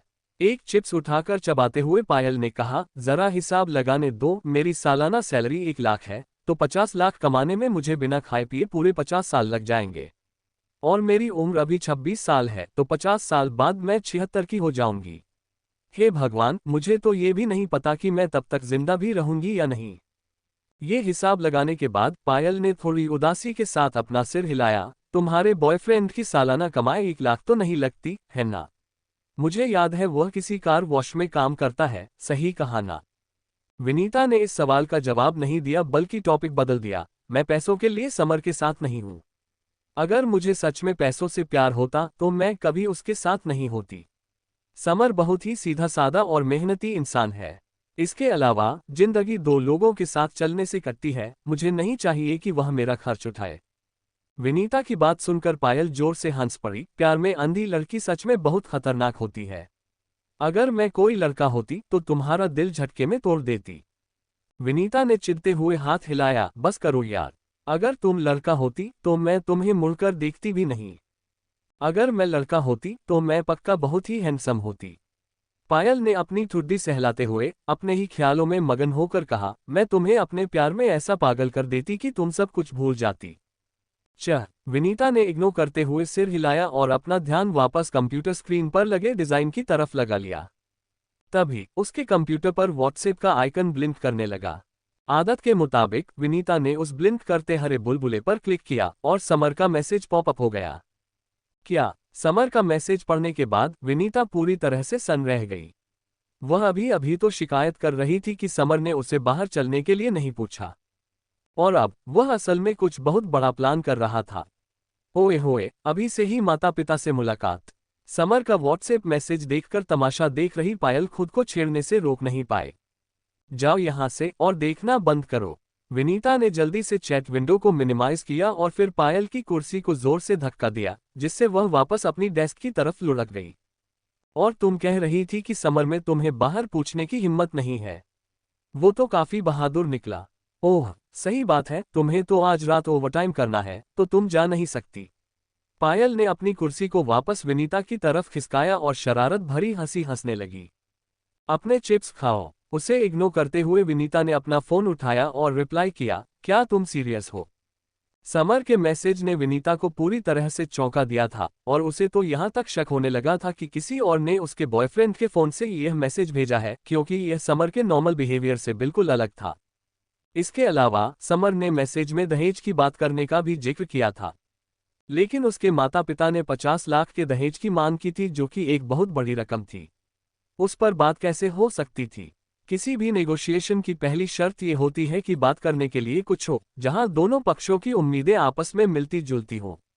उदाहरण के लिए, अगर एक 50 लाख मांगता है और दूसरा 40 लाख या कम से कम 30 लाख देने को तैयार है, तभी तो बात आगे बढ़ सकती है। लेकिन विनीता समर की हालत जानती थी, उसका बॉयफ्रेंड पक्के तौर पर इतने पैसे अफोर्ड नहीं कर सकता था। इसलिए ये मैसेज बहुत ही अजीब था। जब विनीता शक से भरी हुई थी, तभी दूसरी तरफ से तुरंत रिप्लाई आया, समर, बिल्कुल मैं सीरियस हूं, रेस्टोरेंट की बुकिंग भी हो चुकी है। अपने बॉयफ्रेंड का रिप्लाई देखकर विनीता को कोई तसल्ली नहीं मिली, बल्कि उसके माथे की सिलवटें और भी गहरी हो गईं। बस उसका रिप्लाई पढ़कर ही लग रहा था कि उसका बॉयफ्रेंड बहुत ज्यादा कॉन्फिडेंट है। लेकिन ये कॉन्फिडेंस आया कहां से?